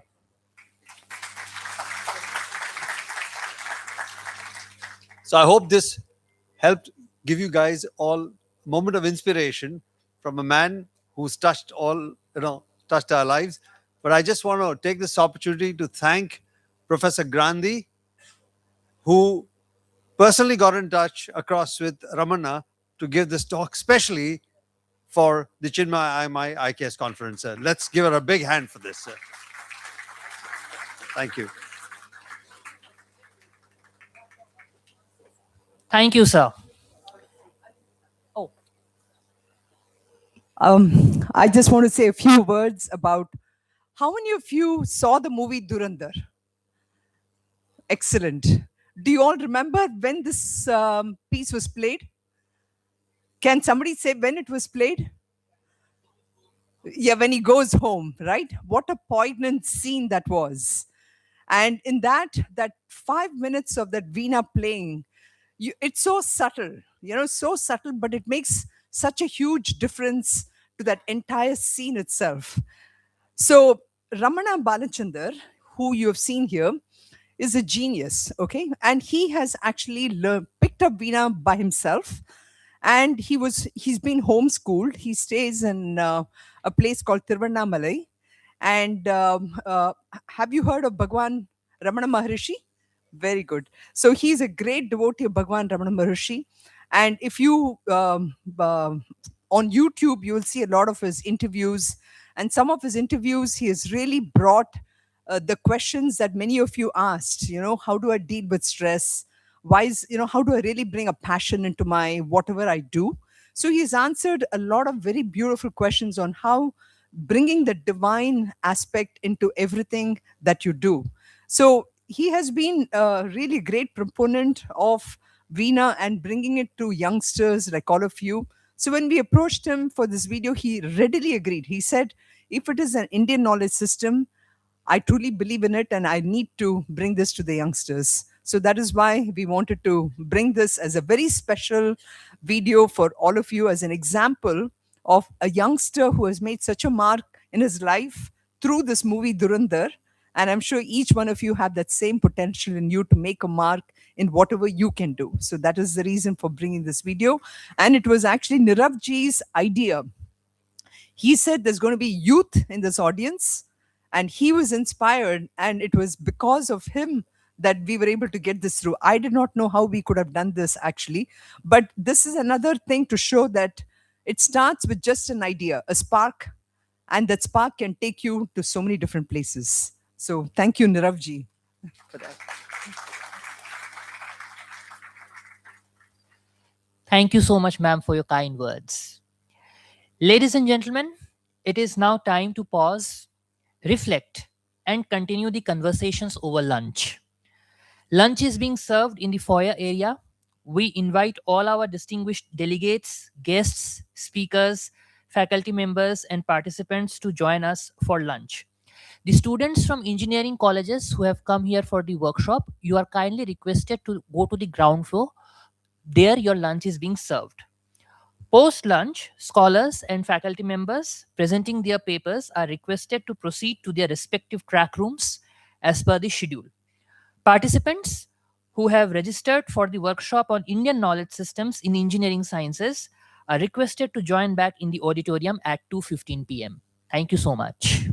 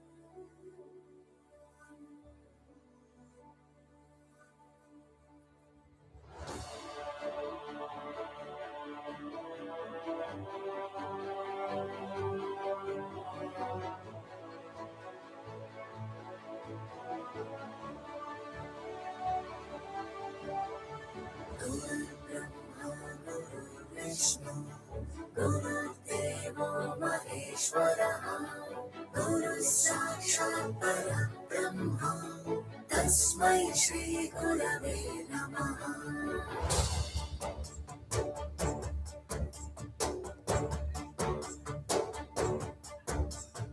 Guru Brahma, Guru Vishnu, Guru Devo Maheshwara, Guru Sakshat Parabrahma, Tasmai Shri Gurave Namaha.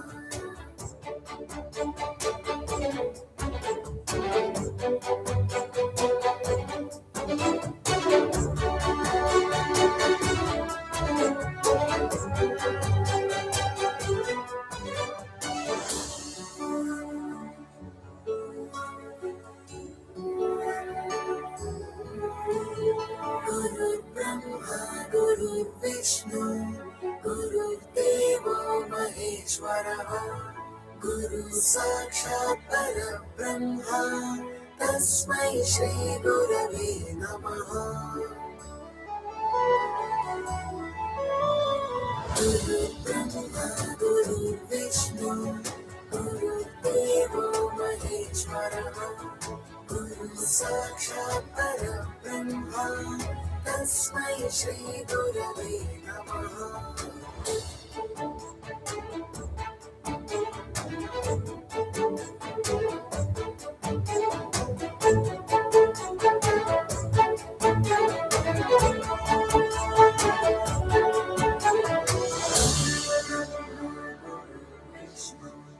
Guru Devo Maheshwara, Guru Sakshat Parabrahma, Tasmai Shri Gurave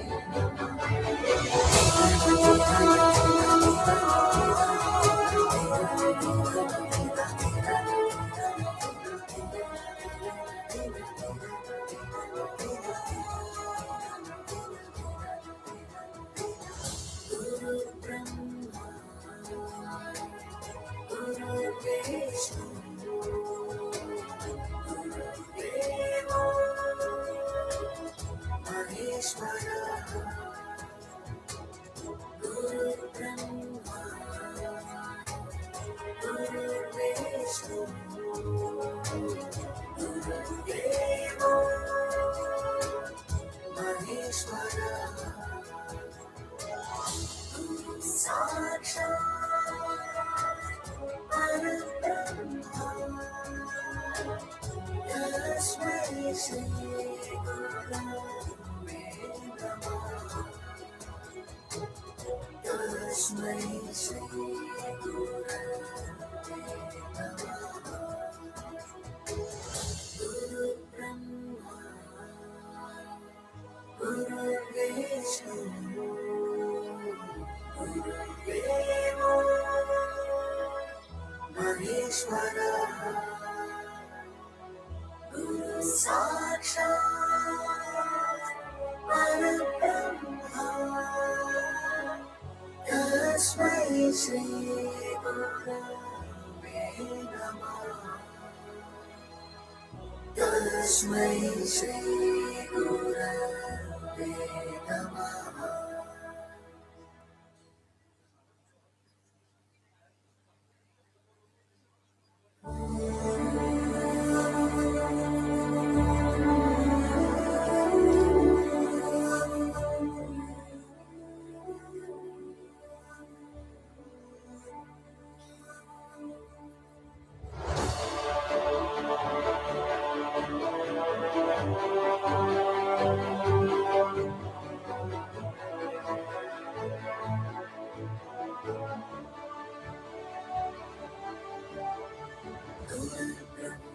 गुरुर्विष्णु गुरुर्देवो महेश्वरः गुरुः साक्षात् परब्रह्म तस्मै श्रीगुरवे नमः।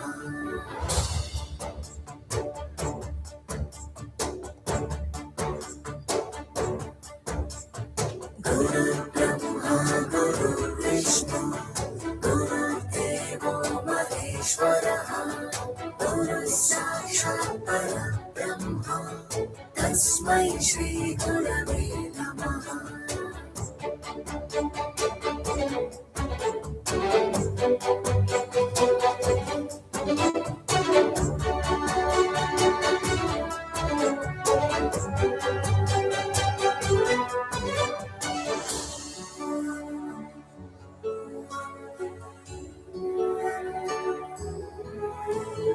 गुरुर्ब्रह्मा गुरुर्विष्णु गुरुर्देवो महेश्वरः गुरुः साक्षात् परब्रह्म तस्मै श्रीगुरवे नमः।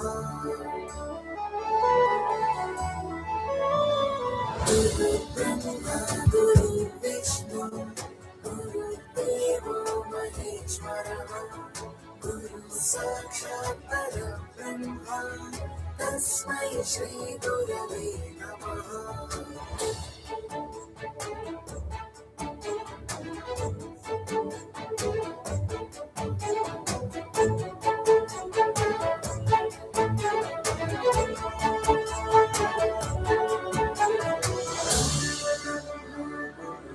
Good afternoon, ladies and gentlemen, and welcome back. We hope you had a refreshing lunch and an opportunity to reconnect with fellow delegates. We would again like to express our sincere gratitude to our valued sponsors, PCBL and the State Bank of India. We also gracefully acknowledge our knowledge partners, Chinmay Mission Kolkata, Chinmay Vishwa Vidyapeeth, and Chinmay International Foundation. Outreach and execution partner, Service Setu Academics, and our publication partner, Ballpen Media, and food partner, 2M.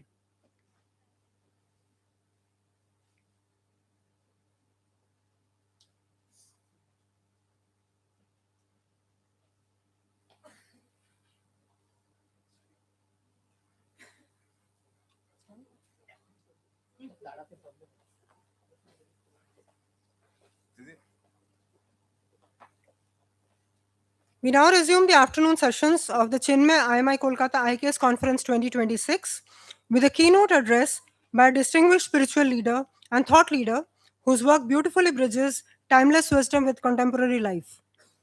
It is our immense pleasure to welcome His Grace Chaitanya Charan Prabhuji, an internationally acclaimed spiritual leader, monk, author, mentor, and life coach whose work has inspired audiences across the globe.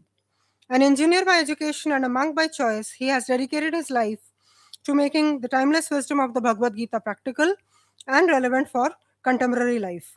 He has delivered inspiring talks at some of the world's most prestigious institutions, including Harvard, Princeton, Yale, and Cambridge, and has engaged audiences at leading global organizations such as Microsoft, Google, Intel, Salesforce, Infosys, and Virtuosa, helping professionals cultivate clarity, resilience, emotional intelligence, and purpose driven leadership. A prolific author of 25 books, he also writes a daily reflection on the Bhagavad Gita through GitaDaily.com, where he has authored more than 4,000 articles touching the lives of readers around the world with practical spiritual insights. Known for his remarkable ability to seamlessly blend ancient wisdom with modern challenges, His Grace inspires individuals to transform stress, into strength, uncertainty into clarity, and knowledge into meaningful action. Ladies and gentlemen, it's our distinct honor to welcome a speaker whose message transcends boundaries of culture, profession, and geography. Please join me in extending a warm and reverential welcome to His Grace.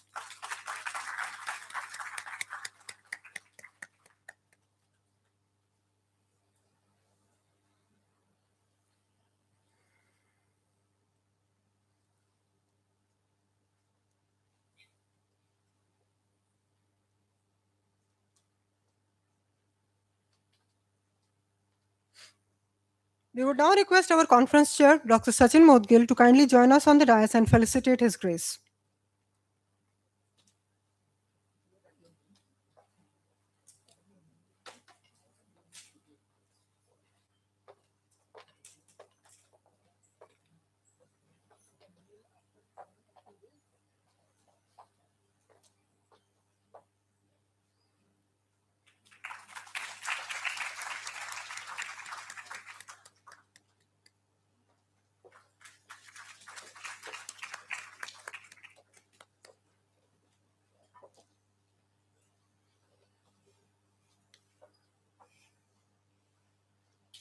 So we are looking forward to your address, Your Grace. The stage is all yours.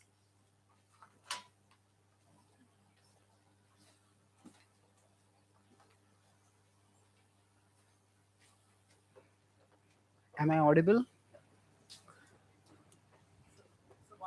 Okay, am I audible now? Yes. Thank you.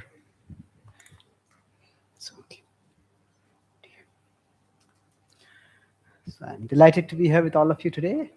Let us begin by doing a gentle centering meditation. So wherever you're seated, you can close your eyes and take 3 deep breaths. 1,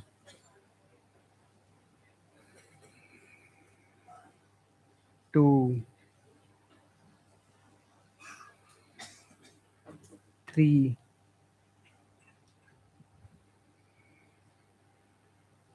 Together, once utter the mantra Om, and we'll draw it out together in the middle. Om, like that, together.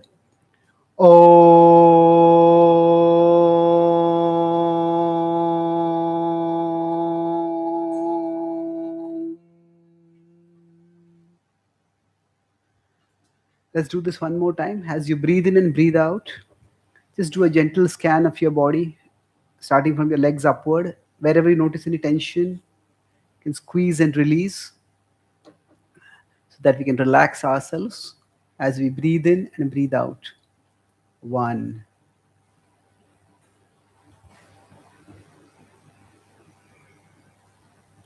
2,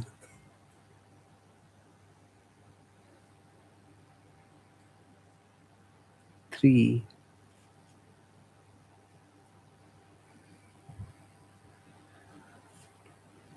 Once more together, all of us, Om. This is sound which tunes our consciousness with higher cosmic energies and brings us to a greater harmony with ourselves. So let us do it together.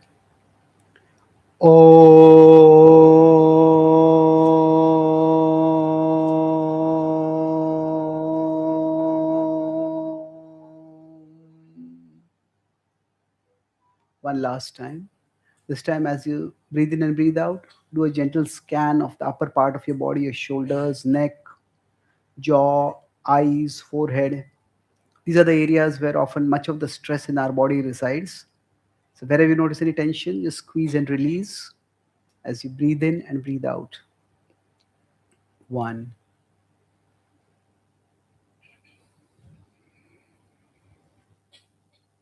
2,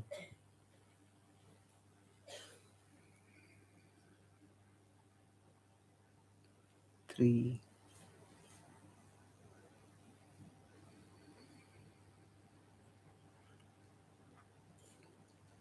1 last time, all of us together. Om.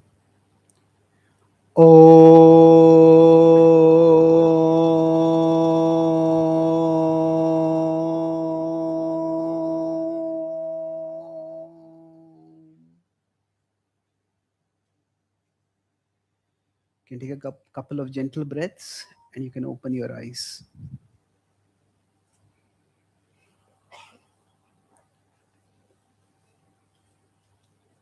Thank you.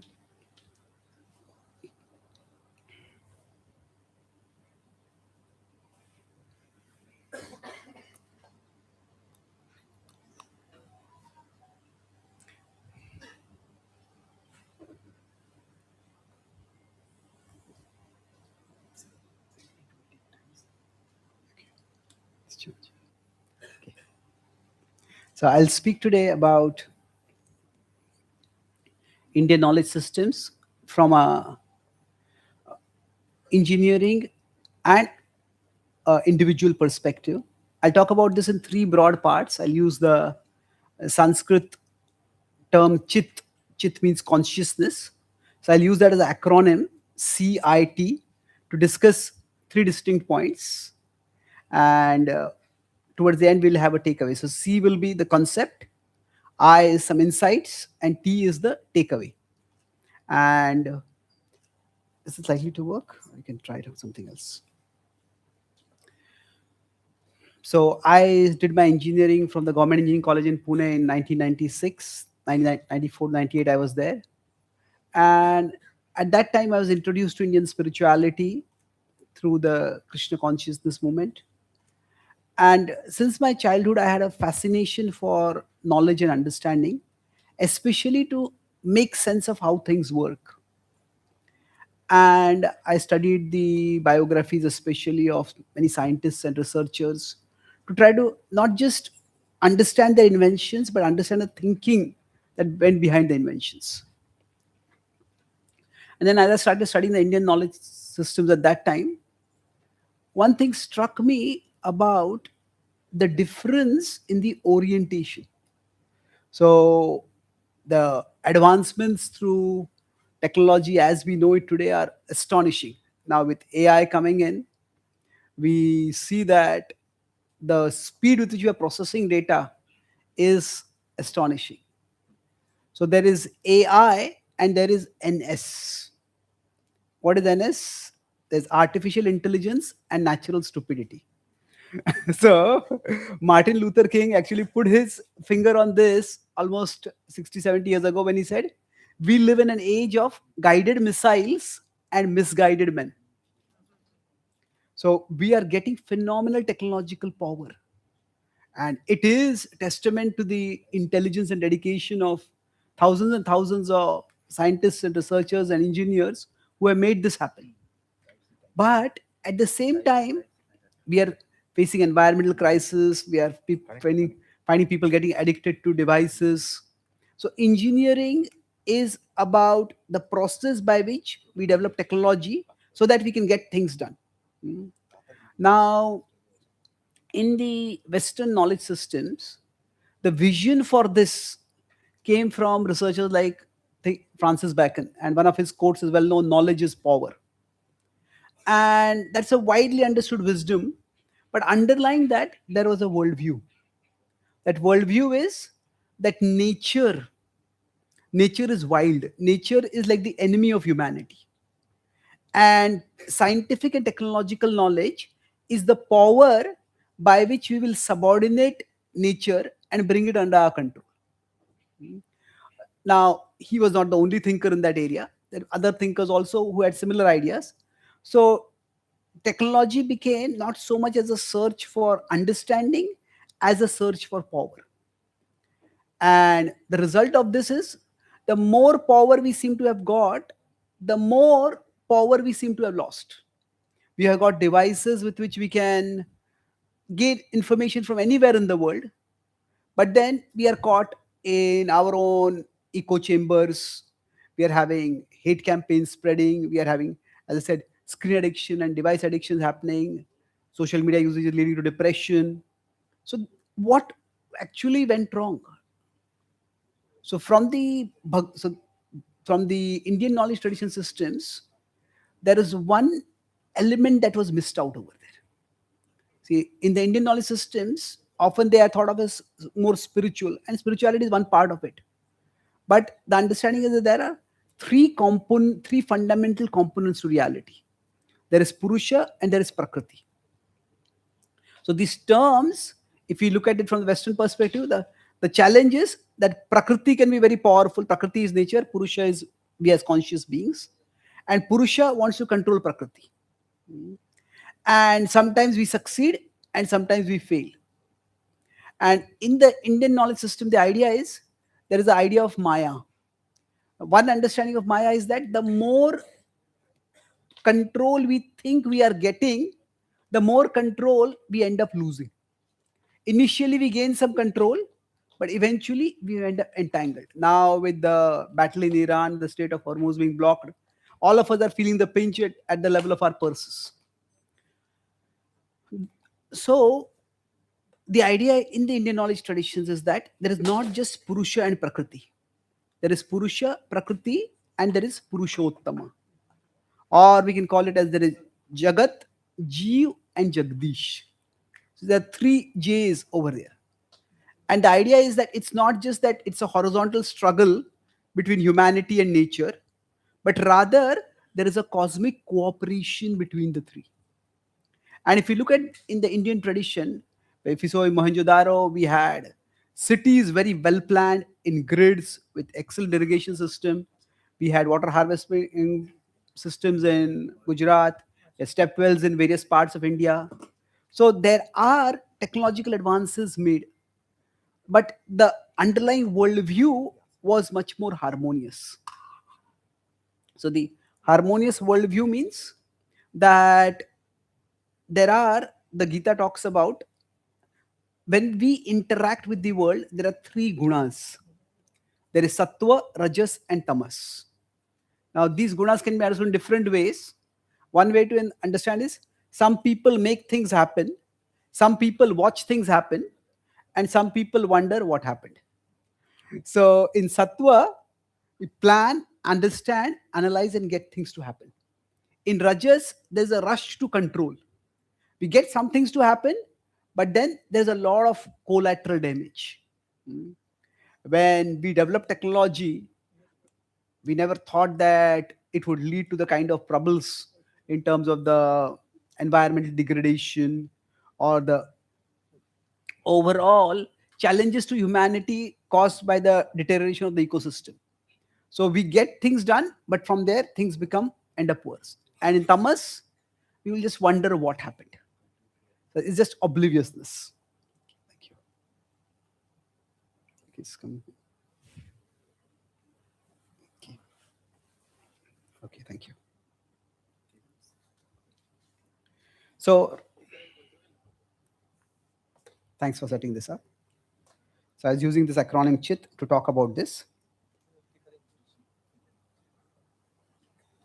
So the concept is that it's not just Purusha and Prakriti. There is a entity above that. Now,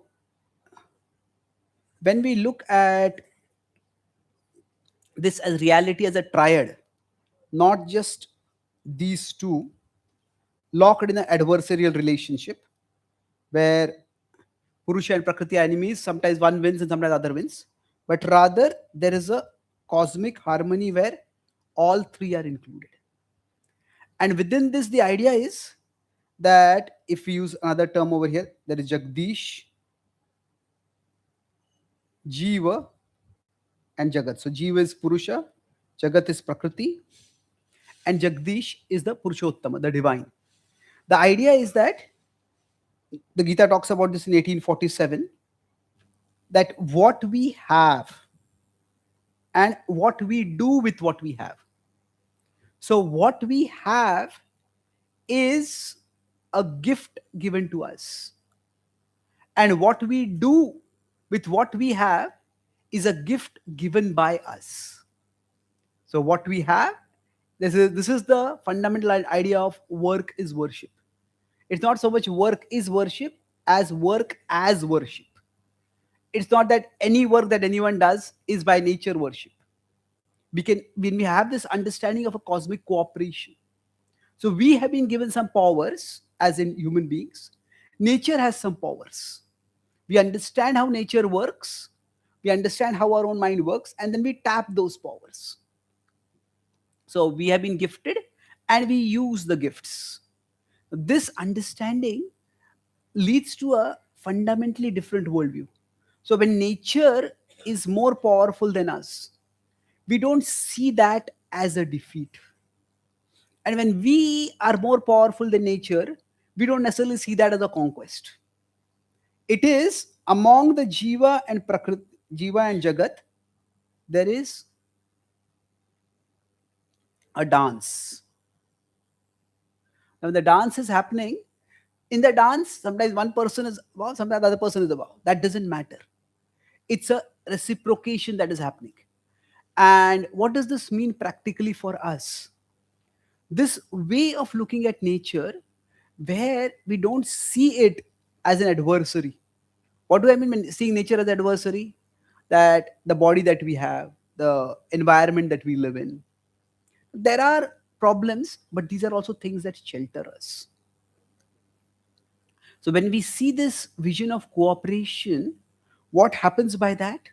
That is, it is very conducive to the spirit of scientific inquiry and technological innovation.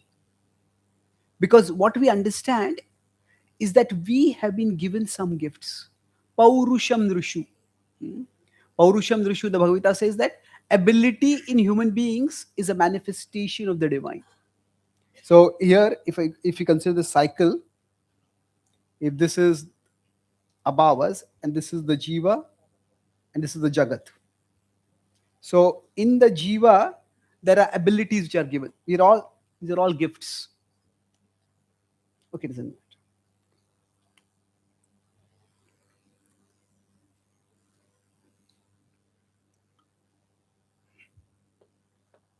It's saying it's connected, it's not. Okay. Maybe I should not move this. Let me sit here. Okay.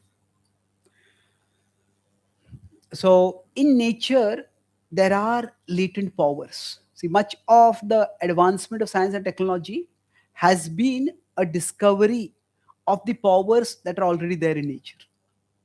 So we use our human intelligence to discover and unleash those powers. And when we do it in sattva, the idea is that I don't need to control to conquer. So when that is the mode of controlling, so that the use of technology today, if in this interaction of Jiva and Jagat, so in Sattva, in Rajas, and in Tamas. In Rajas, it becomes control for the purpose of conquest. In Tamas, it becomes escapism. Escapism is where, if 1,000 years down the line, if there were archaeologists who were trying to study the 21st century, what might they consider to be one of the most remarkable artifacts of the 21st century? There could be many, but one remarkable thing is movies. That we are spending millions and hundreds of millions of dollars for what? For getting some entertainment for a few minutes. Now, entertainment has always been a part of human society, but the sheer amount of money, the sheer amount of technology that we are spending for that is because life is so unfulfilling that escapism becomes so important. So technology, is it really meant only to get us to escape from reality? Because the more we try to control reality, when we're not able to control it, the solution is escape from it. The idea is that, okay, all day I try to do some work, do this, do some things work, something didn't work. At the end of the day, go back home, start watching some TV, surf something on social media, and just escape from it all. I was in America giving a universe. I was in a university town, and there are 4 talks I had one after another. When I was going to the 4th talk, I asked the organizers waiting, which is the university I'm going to. They said, this is the American Institute of Illusion. so, so the name, what does it mean? Illusion there means that they make movies. They train people how to make movies over there. So now when movies are made, hundreds of movies are made, a few become blockbusters, many become flops. Last couple of years, a new term has come up, a flopbuster. So where millions of dollars are spent and barely a million is made after that. So now, why do movies fail? Why do they flop? Because the illusion is not good enough. We want to escape, but if the escapism is not good enough, we get bored. So now, is this the purpose of technology? When I was studying engineering, I studied electronics and telecom. I came to my third year, and I found that one of the biggest, most transformative uses of technology, of at least electronics and telecommunication, was to develop television. And that time I started thinking, is this what I want to use my best intelligence for? To create an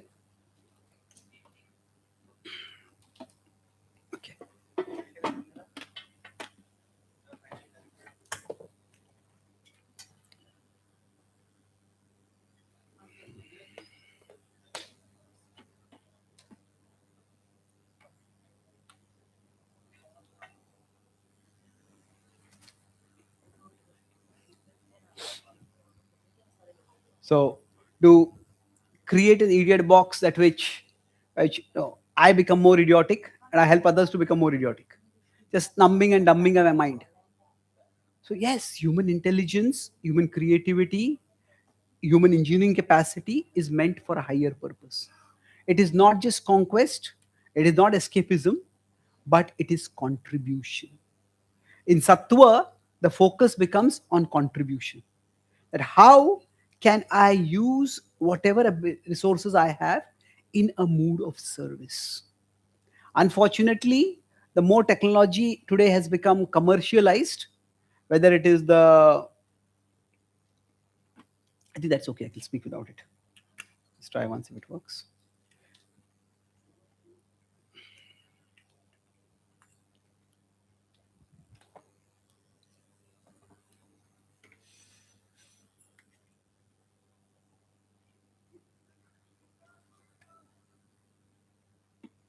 So whether it is the military industrial complex or the big pharma, the more things become commercialized, then the mood of contribution goes off. So technology and engineering, they are not meant primarily for rajas, they're not primarily meant for tamas, it is for contribution. And how does this contribution work out? That's the last point I'll make. So the insights were two main things. When Purusha and Prakriti interact, there can be cosmic cooperation. And cosmic cooperation means we work in a mood of cooperation, in a mood of contribution. So one of the well-known verses from the Gita is 2.47, Karmanyevadhikaraste. Now this verse is often one of the most misunderstood verses. When I was in Harvard and giving a talk with a professor of Islamic studies that attended my talk, he said this, I read the Bhagavad Gita. This makes no sense to me. He said that when you work because you're driven by a goal. We work because we have a vision. And if we are detached from the vision, if we are not to be attached to the results, if we don't care for the results, then what will motivate us to work? So I said that what you are understanding is a common misunderstanding of the Gita. What the Gita is saying is very careful. The Gita was spoken to Arjuna who fought a war. And why would somebody fight a war if they don't care for the results? Isn't it? So the Gita is differentiating between caring for the results and being attached to the results. So there is a difference between goals and results. So goals are not the same as results. Goals are what we set before we start an activity. And goals are vital. The same Gita before 2.47, in 2.41 says it set goals. Vyavasayatmika buddhi ekeh guru bandhana. So have a vision, have an inspiring, clear, one-pointed vision. But when we start working, so there are 4 lines in this verse, and I see 2.47 as this Karmanyavadikaraste as a key verse for the spirit of innovation. I'll explain how. So if you see 4 lines, so A, B, C, and D. So the first line is that Karmanye Vadhikaraste. We have a right to work. So it encourages taking initiative. It encourages taking initiative. See, when I talk about Rajas and Tamas, if you forget everything from this talk, you could remember this one pendulum. In Rajas, the mode or its passion and power, I want to control everything. And if I can't control everything, then I go to Tamas, where I think I can control nothing. So from a stage of power to the stage of powerlessness.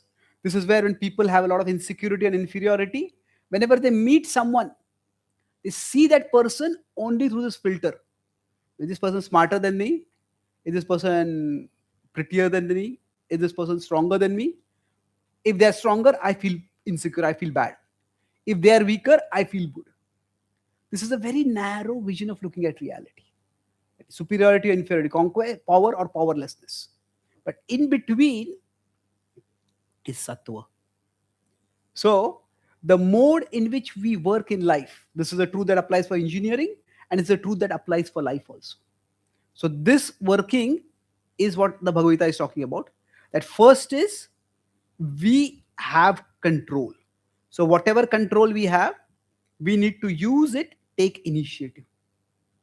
Take initiative, observe what gifts we have been given. Observe what opportunities we have. Karmanne vadhikaraste. Many of your students over here. So your whole life is ahead of you. Look inwards to see what gifts you have. So take initiative. Karmanne vadhikaraste. Then the next part is ma phaleshu kadachana. So what this means, it is not saying don't care for results. It is saying don't be attached to the results. So when somebody is doing research, if somebody wants to do innovation, if they get attached to one particular methodology, one particular experiment, one particular design, they cannot move forward. In one way, nature is the greatest innovator. If you see the way the Ganga moves toward the ocean, if it's blocked in one place, it'll find another way to move. It'll go up, it'll go below, it'll go left, it'll go right. So the idea of detachment is not irresponsibility. It is not apathy. It is flexibility of process. So ma phaleshu kadachana means that don't be attached. That if this didn't work out, nothing will work out. So the second part of it is non-attachment means flexibility. Be flexible. If one choice doesn't work out, one path doesn't work out, then why be flexible? That is third. Ma karma phala heturbhur. What that means is don't think that you alone are the cause of results. No engineer, however expert, can control all the variables in a complex system. No manager, no leader can control everything. So don't think that you are the sole cause of the results. Ma karma phala heturbhur.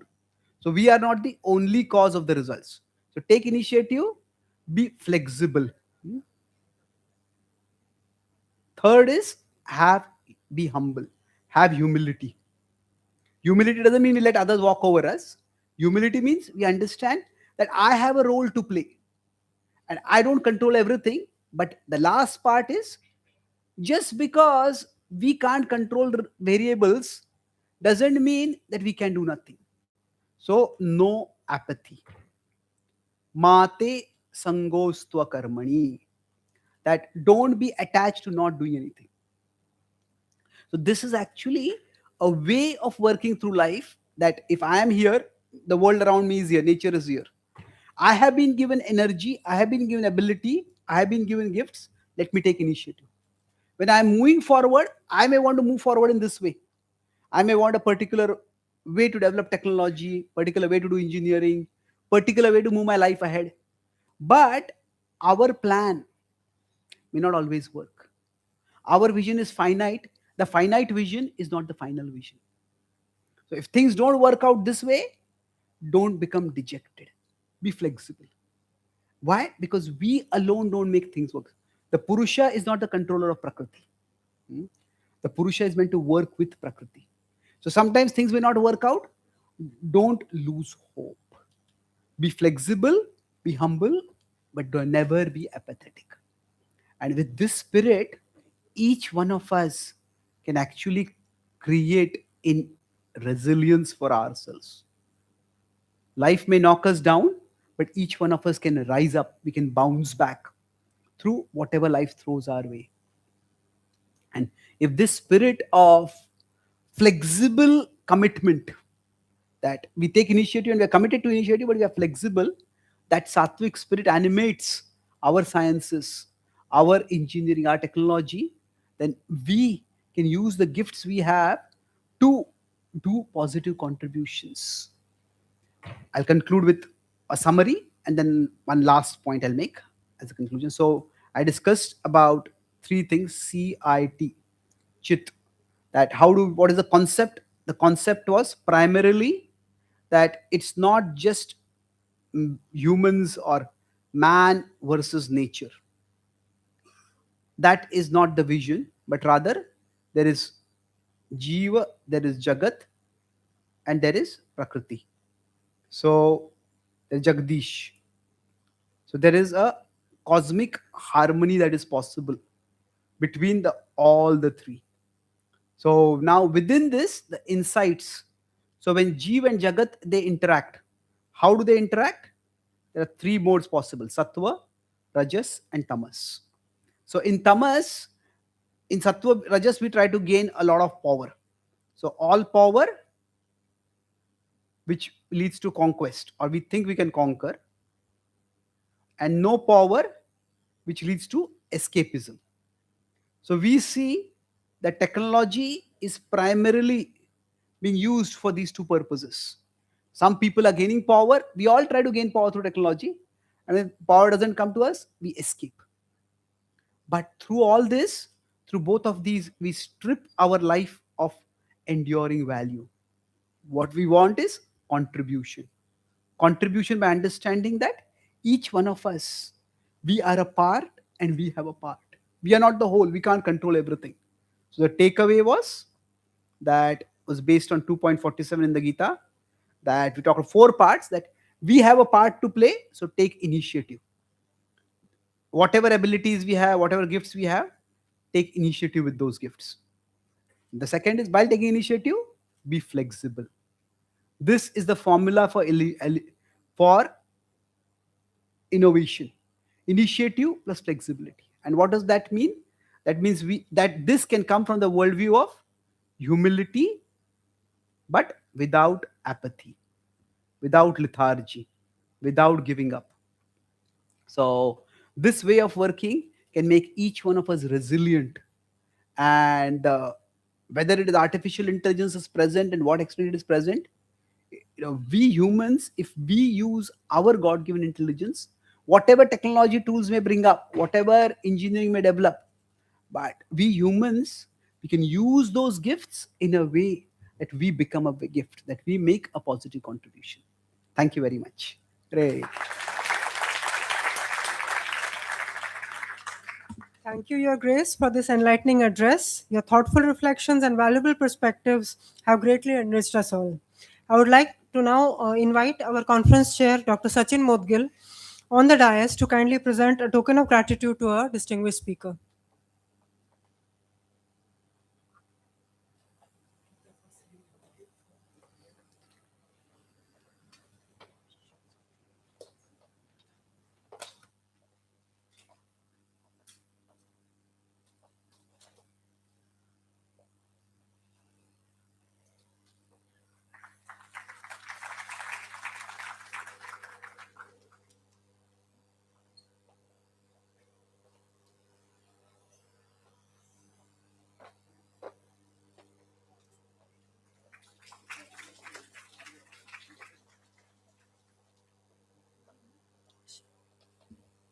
In case you have any questions, Your Grace, can you take some questions if students have some? Yeah? Yeah, just for 5 minutes. If you have any questions, please raise your hand. And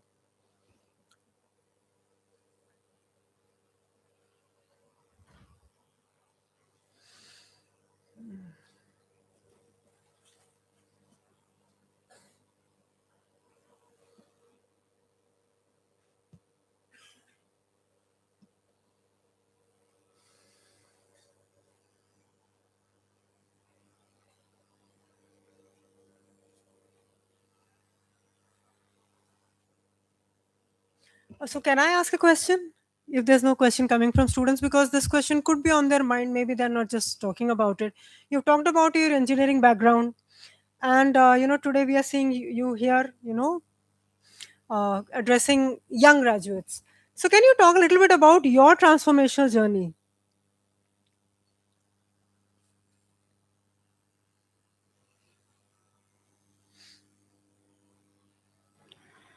Am I audible? Yeah. Yes. Thank you for that question. So I think it was not so much a transformation as an evolution. As you may notice, I need crutches for walking.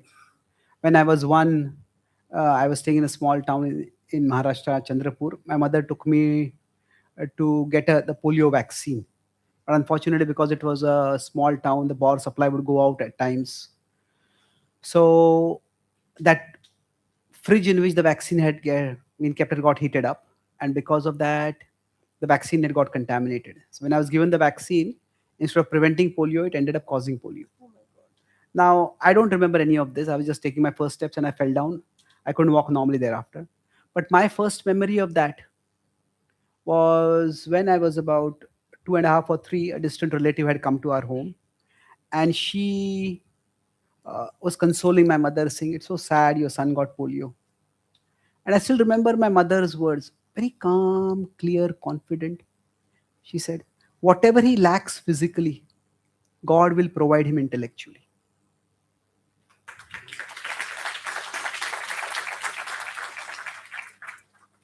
Now, I don't know why she said that, whether it was she saw some ability in me at that age, or it was her hope, her prayer, her blessing. But somehow that gave me a higher vision.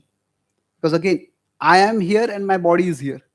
My body is crippled in a particular way, I cannot do anything about it.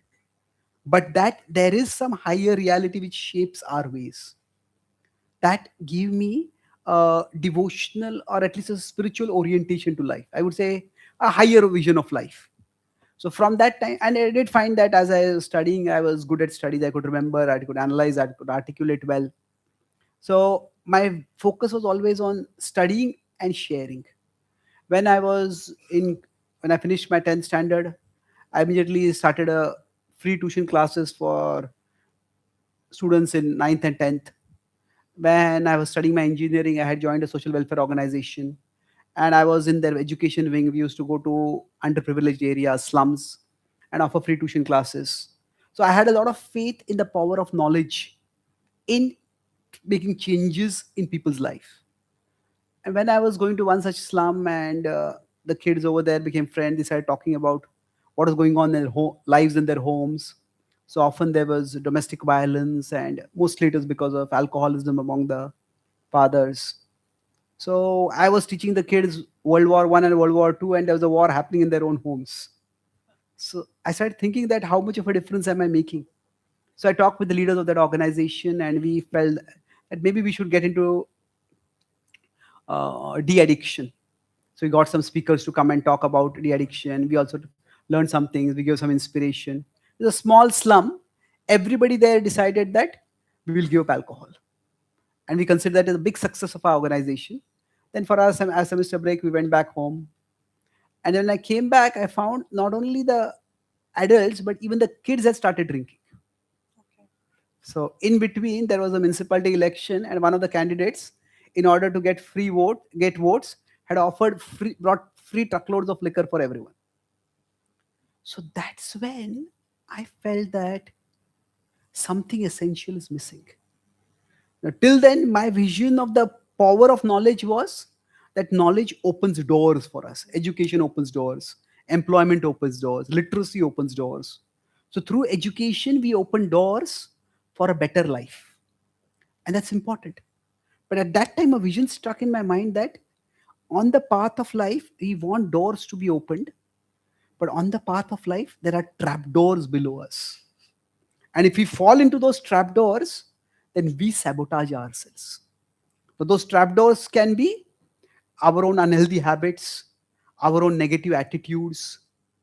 And what I saw over here was through education for those kids, I was trying to open doors, but this alcoholism was becoming like a trapdoor in which they were falling.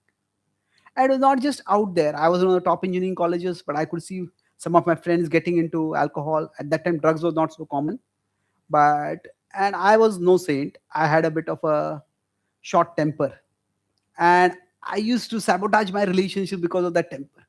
So that trapdoor I felt was universally there, and that's when my reading started becoming more psychological, philosophical, spiritual. So then I came across the Bhagavad Gita in 3.43. I encountered Athakena prayuktoyam papam charati purusha anichanapi varshneya baladi vinyojita. By what is one impelled to self-destructive activities? I felt, hey, this is the exact question I have. I want an answer to this question. And I started studying the Bhagavad Gita. I just found that my anger went down, not to zero, but at least from 100 to about 5. And my friend, who was from a very responsible uh, family, cultured family, who had got into alcoholism, he started living the Bhagavad Gita and he just kicked his alcoholism without any difficulty. So then, after I completed my engineering, I I was working in a multinational software company. That time, I used to go to various colleges and do small study groups in the hostels in the evenings. So one evening, I had a study group. At that time, my boss told me that you have to stay on today evening because we have an urgent project deadline. So I said, I'll come back tomorrow very early. By the time you come to office, the work will be done. But I need to go today evening. He said, no, you have to stay and complete it tonight itself. So I tried to find someone to cancel the study group, to take the study group in my place. But no one else was available. So I had to cancel that study group.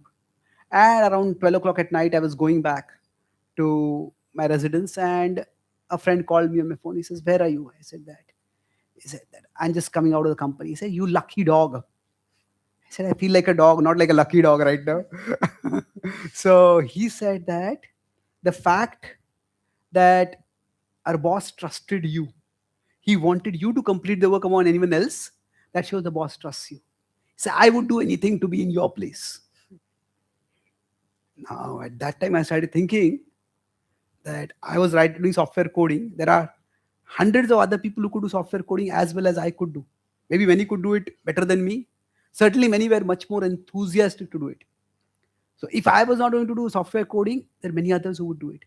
But if I was not sharing the wisdom of the Bhagavad Gita, how many people were there to share it? So, that was the time when I decided that I would focus on studying and sharing the Bhagavad Gita. So that inclination towards prioritizing intelligence and wisdom, which I got from my mother, that itself was a natural evolution, which ended in my monkhood, and I try to share spiritual wisdom now.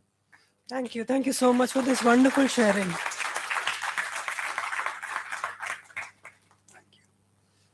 Thank you.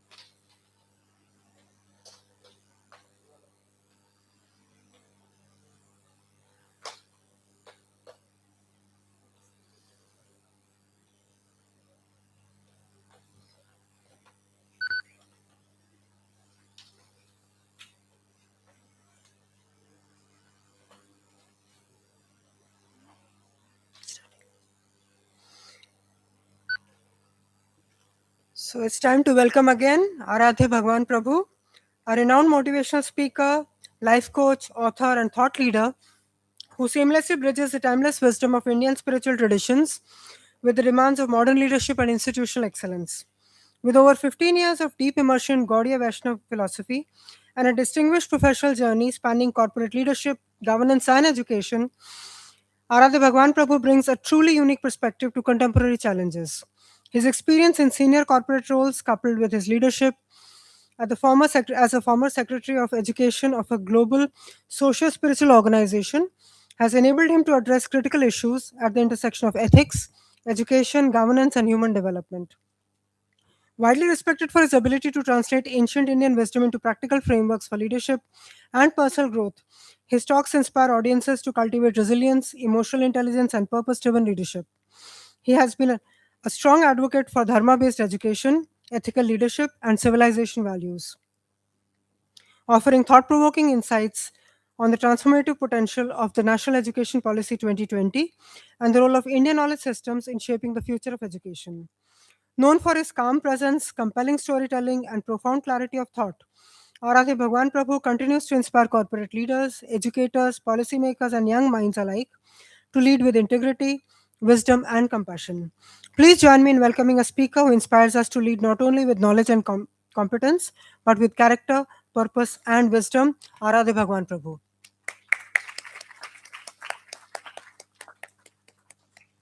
Hmm? Uh, can we move the sofa? Can we move the sofa?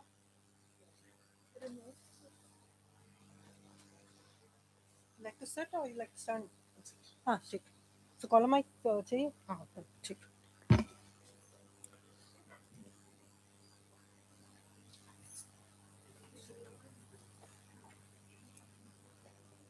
We would now request conference co-chair Dr. Arindam Bhattacharjee to kindly join us on the dais and felicitate Aradhya Bhagwan Prabhu.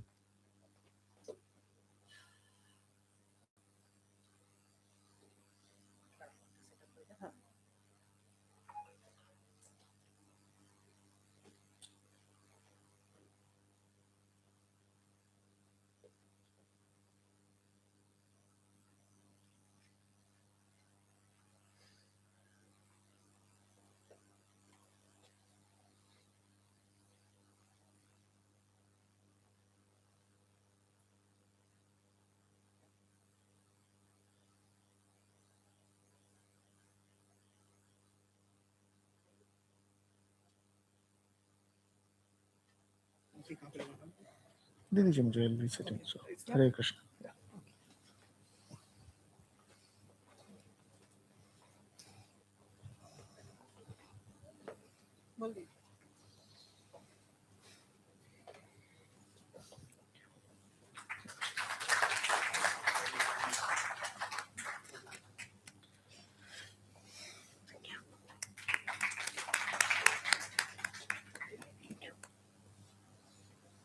Prabhuji, the stage is all yours now. We look forward to hearing your valuable insights.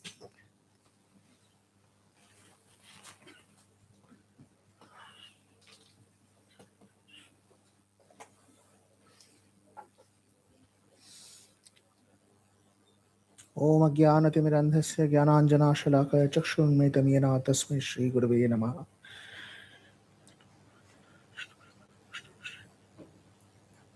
Hare Krishna Krishna Krishna Hare Hare Hare Ram Ram Ram Hare Hare. Good afternoon, everyone. Little bit more energy. I know after lunch, the easiest session to give is after the lunch. Everybody is sleeping.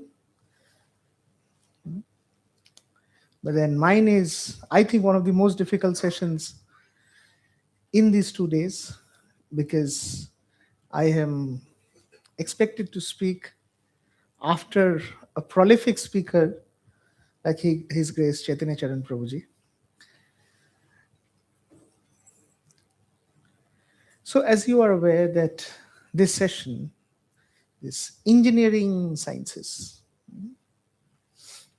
Like we were speaking in the morning, if any of you followed that, there was some of the speakers were saying that this IKS management, still understandable, because if you Google a little bit, you will find a lot of YouTube classes, research papers, nowadays newspaper columns talking about management principles from Bhagavad Gita.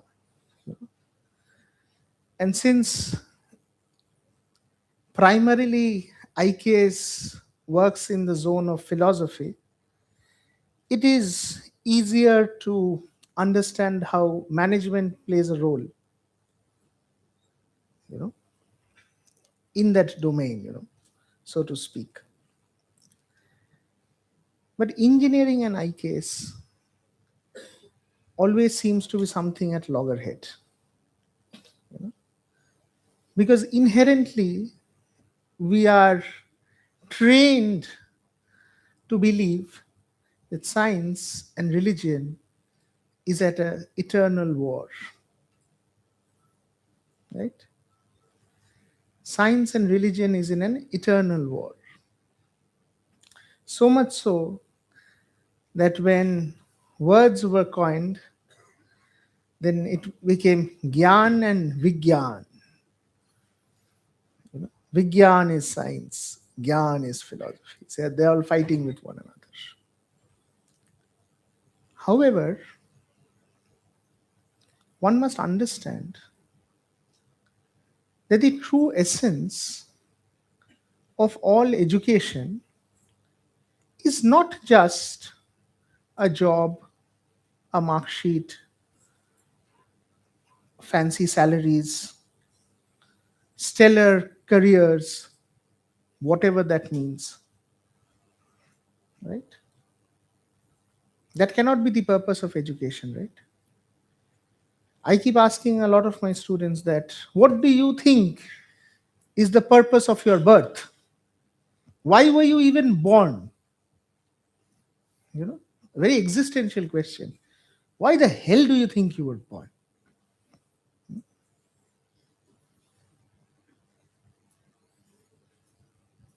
People don't have an answer to that. Everyone knows the physical reason they were born, but that is not the reason why they are born. And by the great design of things, the human body is the most complicated machinery in the world. If something so complicated has come into existence, there has to be a definite purpose attached with that machinery. You cannot just have a complicated machine come into existence which does not have a purpose of existence. Right? And the reality is we are all just blank.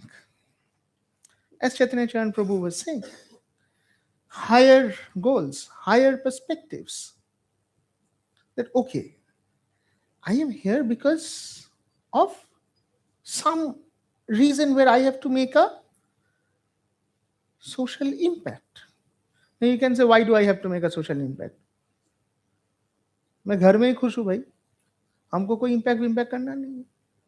ठीक है, करना नहीं तो करना नहीं है, कोई बात नहीं है. बट आपको इम्पैक्ट अगर नहीं करना है, you don't want to make best use of your machine or the facility that you have, does not make you right.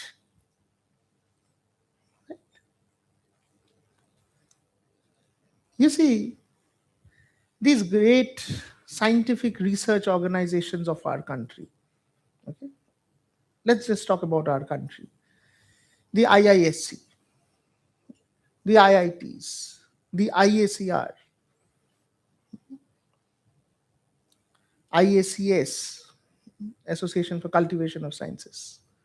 All these institutions, if you look at the purpose of their existence, the seed through which they germinated into the beautiful institutions that they have become today, you will see that they have been sown with a purpose much, much higher than what they are serving now. What do I mean when I say this? Many people think that going to IIT means getting a job in Facebook.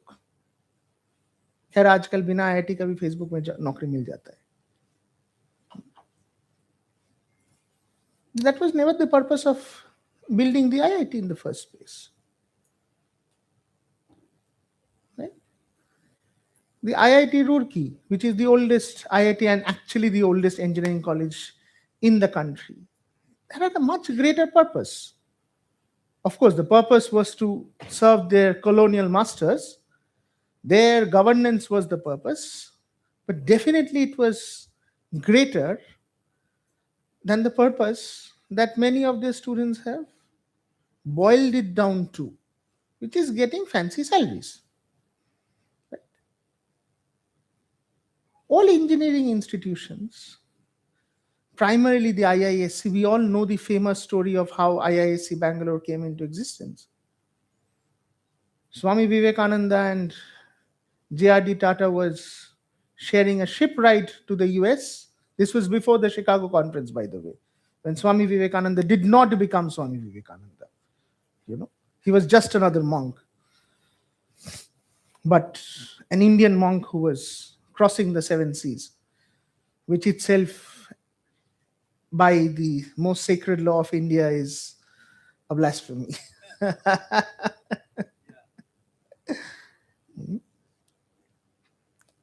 So, sharing on that ride, they were discussing about vision for India.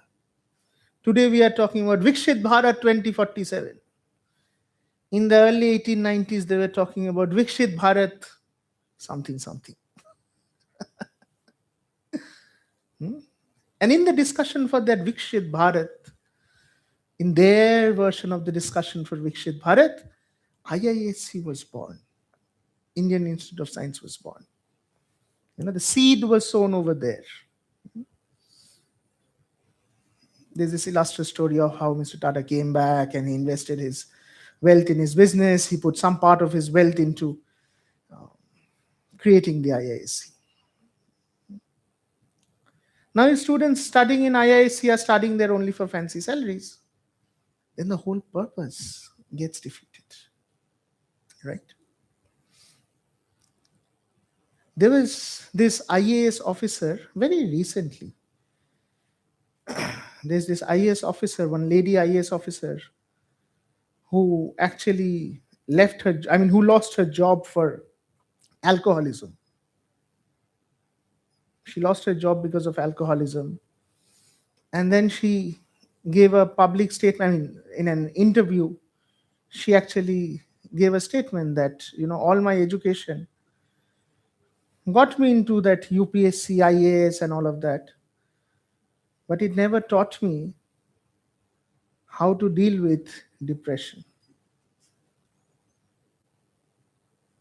Didn't teach me how to deal with depression. And we see the same pattern everywhere. Everywhere we see this pattern. A very similar ripple of this pattern is the number of suicides amongst students in IITs. Millions would kill to be in their position. And the ones who are in their position, they're not able to deal with it. A very similar thing happens when, young adults get to drugs. They get into alcoholism. They get into bad habits because they're not able to cope up with work pressure. They're not able to cope up with the pressures of society, So, what basically I'm trying to put over here is that we are completely misplaced in the path that we are supposed to take and our goals. Our goals are completely not aligned. The only way to do that is when we find ourselves in a position where through our activities we are able to find fulfillment. Find fulfillment by means of the impact that I am creating. like as a civil engineer, because I am a civil engineer by education. As a civil engineer, one of the greatest satisfactions is when you actually get to see that a bridge you have designed is actually standing, or a tunnel where you have worked for. I mean, I have worked for that tunnel under the river Ganges, from Howrah to Esplanade. Of course, I left it before the tunnel was even completed. But when you see these tangible results of your efforts, you start realizing that no, life is greater than that. Life is greater than the salaries. Life is greater than the fancy lifestyle that we are running behind. And that is why a lot of young people, after 5, 6, 7, 8, 9, 10 years of job, they go in for a sabbatical for 2 years or 3 years. Taking a sabbatical has now become an official thing in Indian companies. Earlier, you would actually have to leave your job and go. Now you don't need to do that any longer. You can take a 1 year unpaid sabbatical, of course. Paid sabbaticals is still not a thing. It's still, I mean, in the West you can get it, but in India you cannot get it. Now, as students, the only thing that I want to drive to all of you is that the work that you're doing, the studies that you are doing, everything should be done with the vision that my effort should in some way create a positive impact for the larger society. Almost all students in 2025 is very enthusiastic about having his own startup. Right? All of you want to be an entrepreneur, right? Everybody wants to be an entrepreneur. Everybody thinks that I will have my own startup. If you dig a little bit into this startup ecosystem and the questions that an angel investor would be asking you, and of course Shark Tank has given a lot of exposure to this whole ecosystem. Good or bad, it's a debatable question. But if you dig into a little bit, you will always find that a question comes up all the time. What problem are you solving? This is a fundamental question they ask you. What is the problem are you solving? If you cannot answer this one fundamental question, what problem are you solving, you will never be able to get the support that you are looking for. Primarily, we all think funding is my only problem. With experience, you realize that funding is the easiest thing to get. Everything else is much difficult. The most difficult thing to get is a good team. And the more difficult thing is to keep the team working with you. Experience teaches you that funding is the easiest thing to get. Anyways. But the primary point is, you cannot embark on a journey which you believe to be fulfilling and expect it to be fulfilling if the purpose of that journey is a selfish purpose. If the purpose of that journey is a selfish purpose, then some of you can argue that, can I not have a business? I can just have a business. I will just do a simple business. Then if you do a simple business, you will actually remain the employee of your business. That's all that is going to happen. And this whole circle of depression and this unfulfillment and all these things are going to keep on grasping you. Because no matter what line of work you're into, Okay, whether it's a job or a business or this or that, whatever, problems will keep coming. Whether it is family problems, financial problems, legal issues, policy related issues, social issues, problems will keep coming. But the fuel which will ensure that you are able to face that problem in the right spirit, in the right spirit, that is ensured by that higher goal or higher purpose.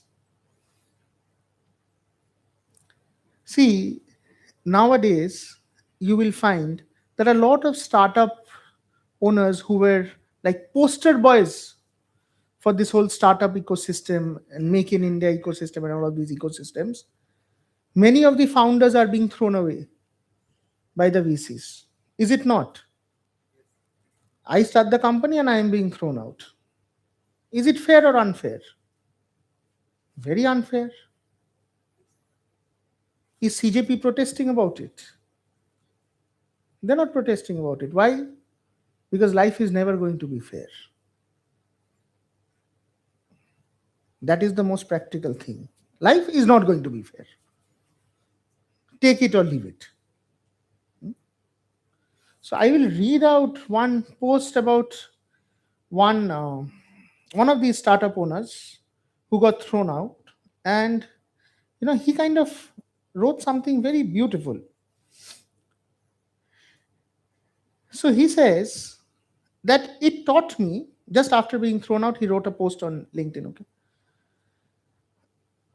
So he says, it taught me how to take punches without becoming bitter, how to stay playful without becoming careless, how to lead people without losing the person at home, how to keep building when you are tired, and keep showing up when nobody is clapping. That is attitude. And this attitude can only be inculcated when one realizes that it's not just a business he has built and he has lost the business. It's something much, much greater than that. He takes pride, he derives pride from seeing the impact that even after he has left his organization, it continues to create. And later I kind of inquired a bit more and I realized that this person was actually somebody who was following the Chinmaya mission.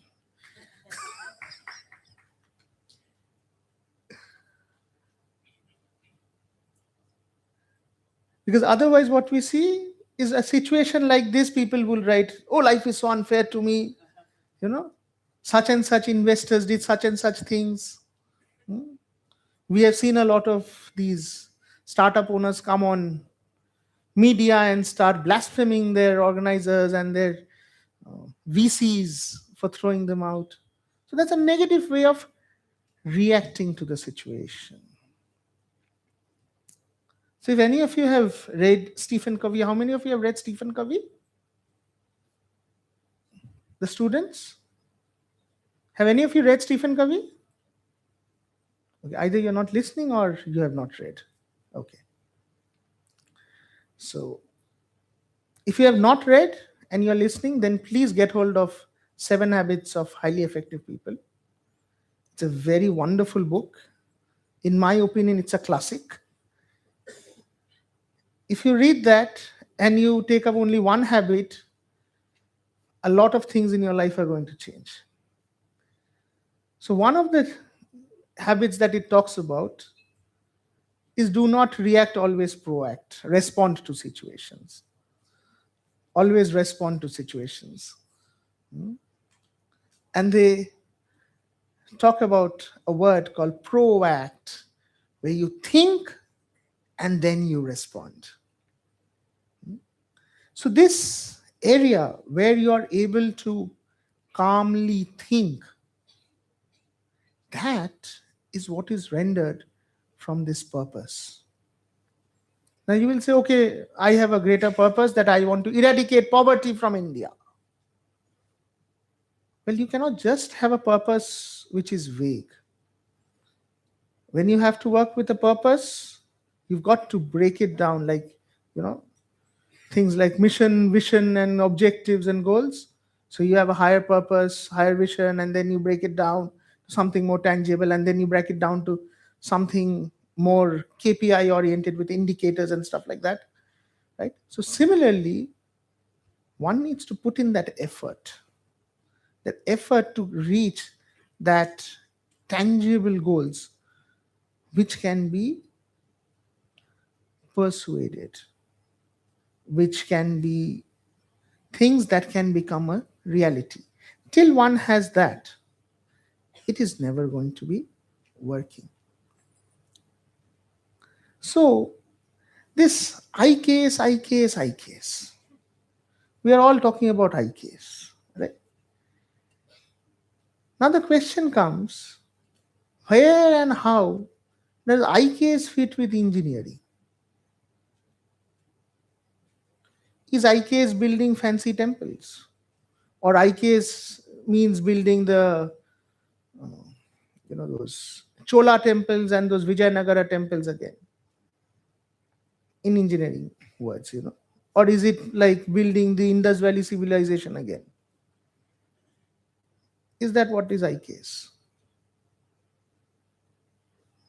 When I was a student in engineering, there used to be this concept called biologically inspired engineering. Okay, so we would be talking about how a bee's eyes can see a 360-degree almost kind of a view with multi-dimension and this and that. How the elephant's path in the forest is the best and the most strong area in the path in terms of the soil strength and all of that. So taking inspiration from biology. So IKS is also a very similar thing where you take inspirations. IKS is not just verses, IKS is not just architecture, and IKS is definitely not writing your answer scripts in Sanskrit. Yeah, many people actually thinks that IKS is just mugging up a few verses, but mugging up is mugging up. That's what it can do. IKS is recognizing the fact that we had a lot of things that we have completely ignored for so many years. In almost all engineering IKS seminars, you will find stories about, how India invented the zero, how the formula of pi, there is a Sanskrit verse for it, or how India had advanced in its metallurgy so wonderfully. We'll keep hearing all these things. The reality is this is not going to work. Right? If tomorrow somebody, first of all, in your engineering question, nobody is going to ask you what is pi, what is the value of pi. And secondly is, if somebody asks you what is the value of pi, you are not going to give the shloka, right? You still are going to write 3.14, right? And it doesn't matter whether you're writing in Bengali, English, Hindi, Urdu, Turkey, Chinese, whatever. IKS is something much, much different. It is about putting the essence into everything that we are doing. What do I mean by that? Have you heard about this city called Ashgabat? Have any of you heard about Ashgabat? No one? Okay. Do a Google search, okay? In my opinion, it is one of the most beautiful cities in the world. Okay. The whole city is white in color, beautiful buildings, fantastic architecture. Okay. And the country, it's in Turkmenistan, it's the capital of Turkmenistan. In that country, the government is so controlling about the color in that city that you cannot have a black car. You can only have a white car. Okay. If you're walking around, you have to be in white. They are so kind of controlling you. Right? Indians will not understand this. especially after CJP. Anyways, if you go to Ashgabat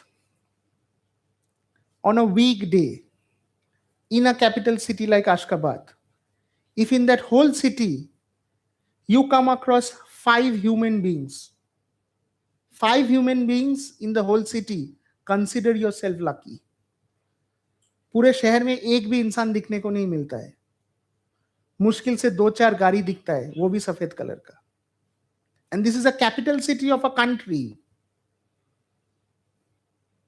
This is a capital city of a country. It's not a dead city. It's not a ghost town. But if you see a photograph of Ashgabat, it looks like a ghost town. Why? Because the whole country is controlled in such a way that everybody gets out at one particular time, and within that particular slot of time, everybody is in their office. And the country's government is extremely controlling that they do not want to see too much of dynamism on the roads. They want it to be like that picture perfect model town. Now it sounds stupid to us, but it is the reality for the people staying there. It is a reality of the people staying there. Now why do I bring up this example? Because what I want to say is engineering skills will only give you those beautiful buildings. It is the humanity that instills the soul in that city, the soul in that creation. You can build beautiful buildings, but if there are no human beings who are, utilizing that benefit, without that social impact, without touching lives, without inspiring people, without solving real problems, it is nothing more than a ghost town. So, engineering, in our understanding, is about coding and building bridges and this and that, which is just skills.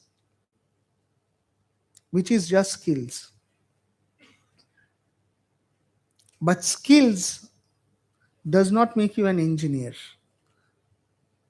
Skills makes you a skilled person. You truly become an engineer worth your salt, your time, when your work has that humanity in it, when that humanity is touched. And this is where IKS plays such a crucial role, because our Indian system, our social setup, our social understanding has always been about serving. It has always been about serving. In our country, if you look historically, rich people did not wait for the government to take an action for the society. They built the roads, they built the colleges, they built the schools. If they could afford it, they built the banks. They started the insurance companies. Why? Because the attitude of service. Because they were trying to solve a problem, and they could do it because they had that service attitude. Nowadays, there is a terminology that has come up, servant leadership. Now people don't want to be kings, they want to be servant leaders. This servant leadership has been in our blood for centuries. This is where IKS stands out. There is a doctor right now in Benares BHU hospital. That particular gentleman, Dr. Haldar, he is like somebody whom US would right now pay millions to take him back. He got a gold medal from Harvard, that medical college. I'm forgetting the name of Harvard Medical College, whatever is that. He got a gold medal from there. Then he was nominated for this medical.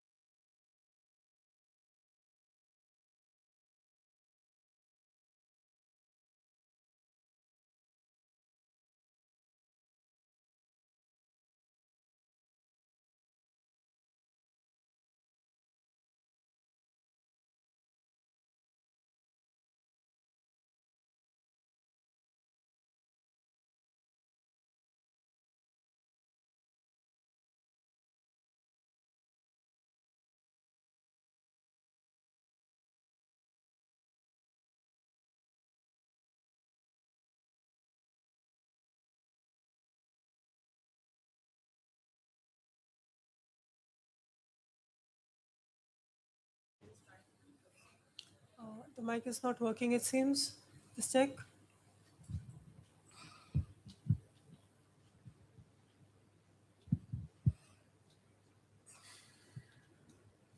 Hi Grace, my name is Anuchit Das. I want to inculcate that everyone is trying to prove themselves by making themselves in a right position. But in order to prove themselves, they are not seeing their inner selves also, discovering their inner selves also. So I have two such lovely parents whom both are doctors. But the thing in from a small times I am facing is that there is always a comparison. So how we can inculcate this on a so that Not working.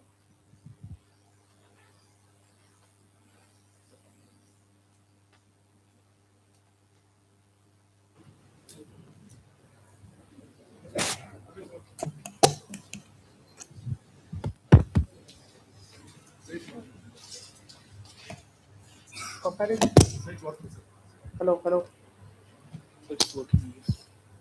इसको चालू कर दीजिए।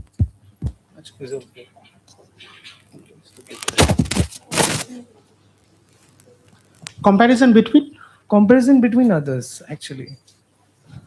Okay, can you give me a little bit more example?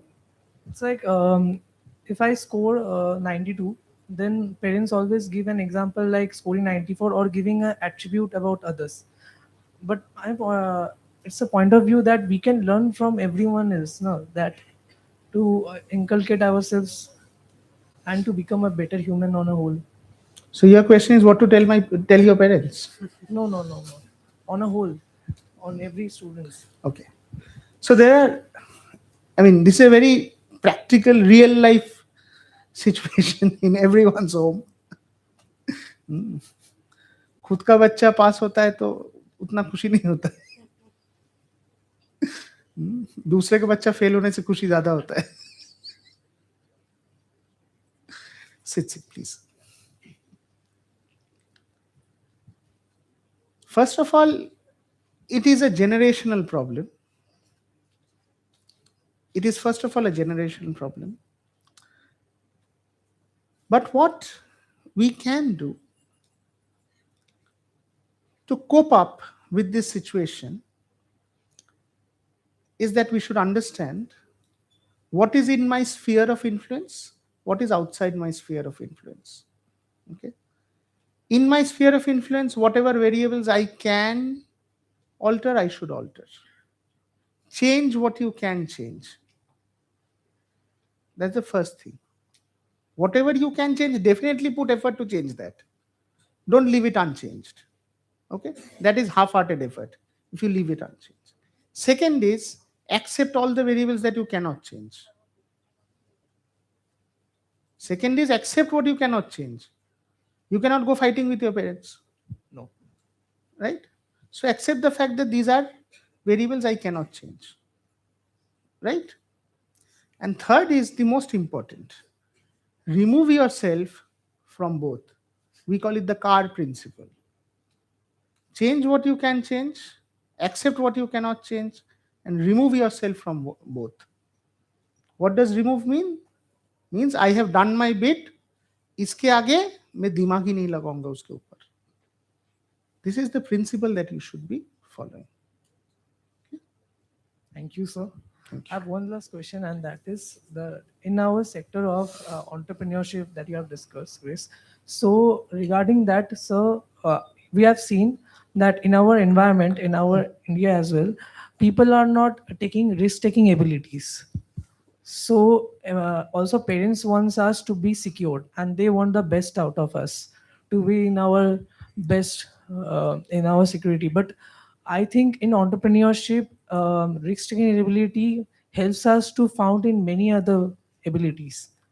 It is not just about entrepreneurship. It is about anything in life. Mutual fund में देख लो, high risk, high return. Low risk, low return. Huh? So it's not just like that. High risk will always come with high returns. What you are describing is again a generation problem. Now you have to understand from your perspective that your parents were born, or your earlier generation, they was born in a very different economic setup. You are born in a very different economic setup. Okay. In India, we face this most strikingly because of how our economy changed. In 1947, we were a welfare state. Okay, you know what is a welfare state? It is very close to what we call a communist state in times of idea. But we are not a communist country. Right? Then we are a democratic country. Okay. Then we had something called mixed economy. Right? Then we had something called state-owned privatization. I mean, state-owned, yeah. Right? And then in 1992, suddenly everything opened up. Right? Suddenly everything opened up. And then the advantages of capitalism started, kissing us or wooing us. Right? Now we are moving towards a pure American kind of a setup. Once we were thinking like the NIH in UK, where hospitals should be free, medical should be free. Okay? Now medical is so expensive that you need insurance. This is the model in which US works, which is somewhat closer to a very pure capitalist kind of a setup. And you are born you and your parents are born in two sides of the divide. You're born on two sides of the divide. So naturally, what you are saying, this is a real problem because of this.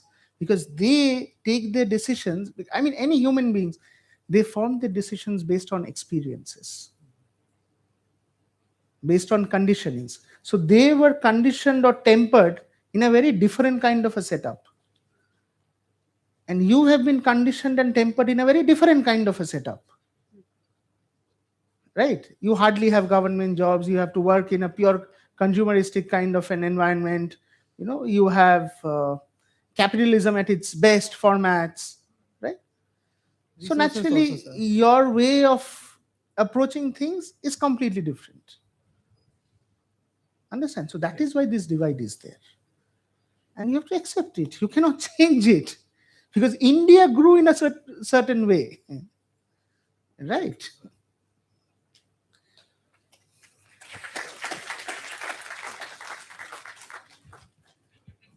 Thank you, Prabhuji, for your inspiring and thought-provoking kind of deliberations. I would now request Dr. Mohit Pathak, a member of the conference organizing committee, to kindly join us and present a token of appreciation and gratitude to our distinguished speaker.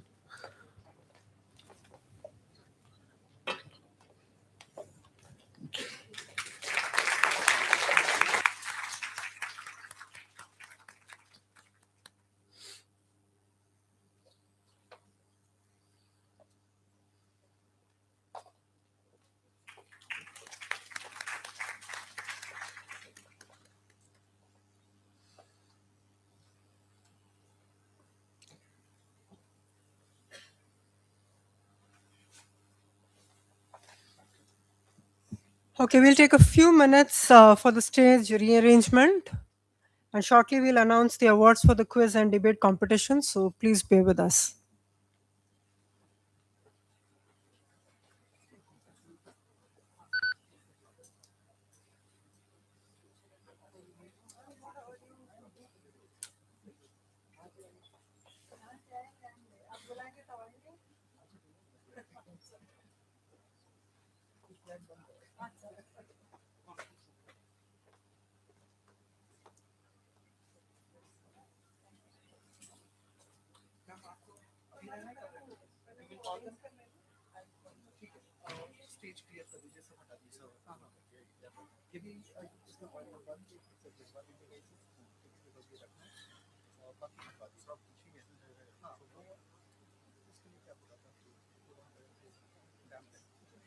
Sofa वगैरह सब हटा दीजिए, ये कुछ नहीं, ठीक है, हाँ, उसे भले रहने दीजिएगा पर सोफा हटा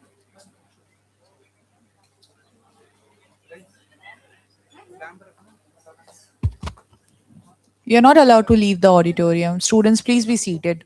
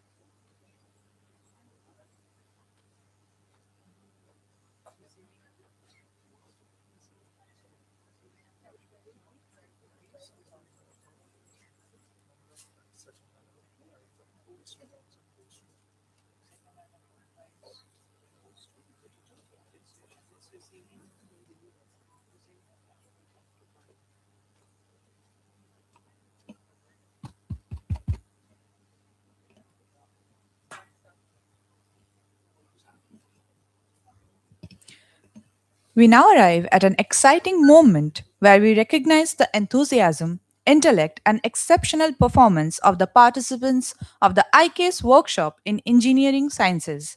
Today's debate and quiz competition showcased incredible participation, insightful discussions, and an inspiring display of knowledge from all our participants.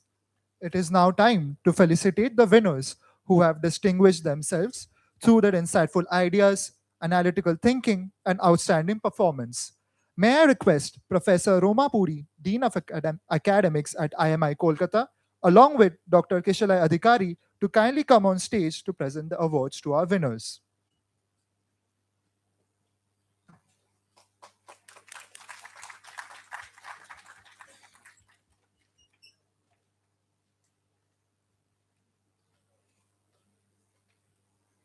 It is my privilege to announce the winners for the quiz competition. The second runner-up prize goes to Amit Bhakat from Bengal College of Engineering and Technology. He is receiving a cash prize worth rupees 2000.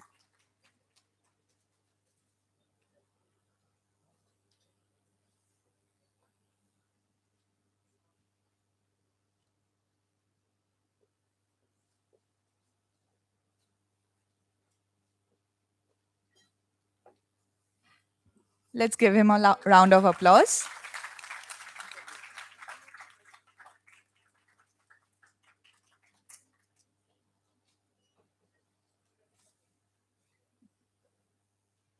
The first runner-up prize goes to Shivam Kumar from Bengal College of Engineering and Technology, receiving a cash prize worth rupees 3000.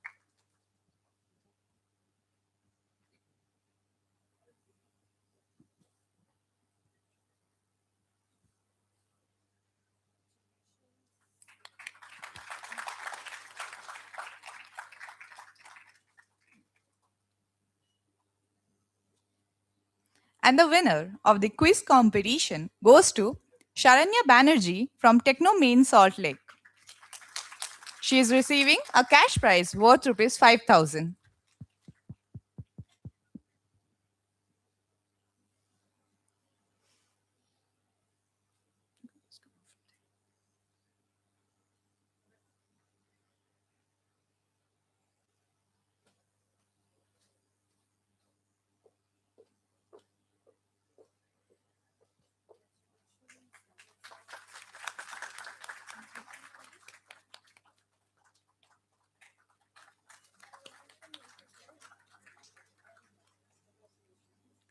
Congratulations to all the winners. Let's give them one round of applause once again. We now move to the announcement of the winners of the debate competition.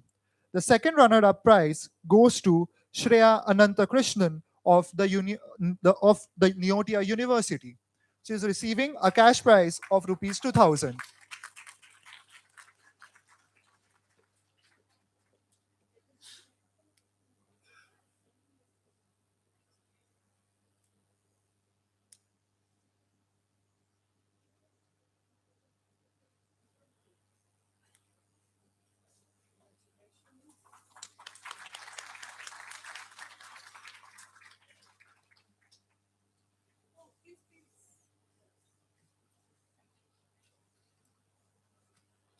The first runner-up prize goes to Anshika Sahu from SKFGI. She is receiving a prize of rupees 3000.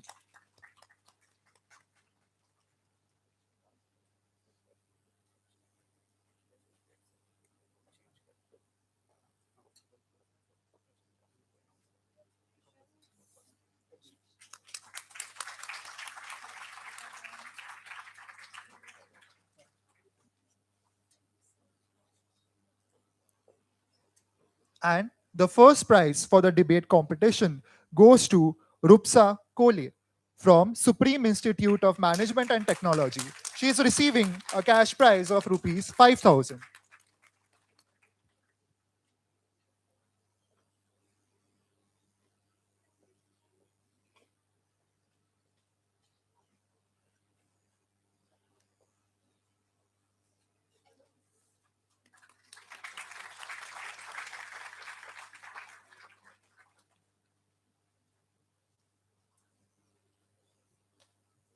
Congratulations to all the winners. Let us give them a big round of applause for their well deserved achievement.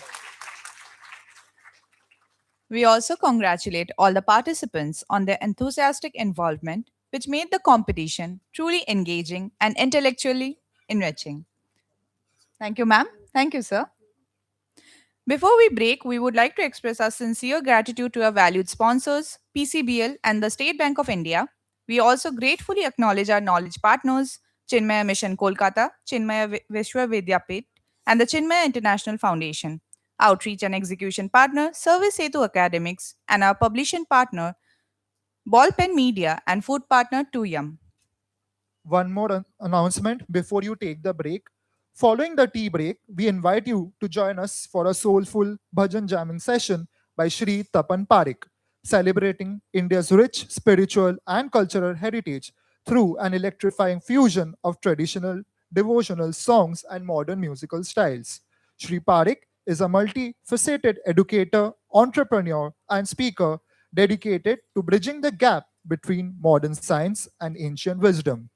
An engineering graduate of Manipal University, Sri Parikh's background is a testament to the power of balanced excellence.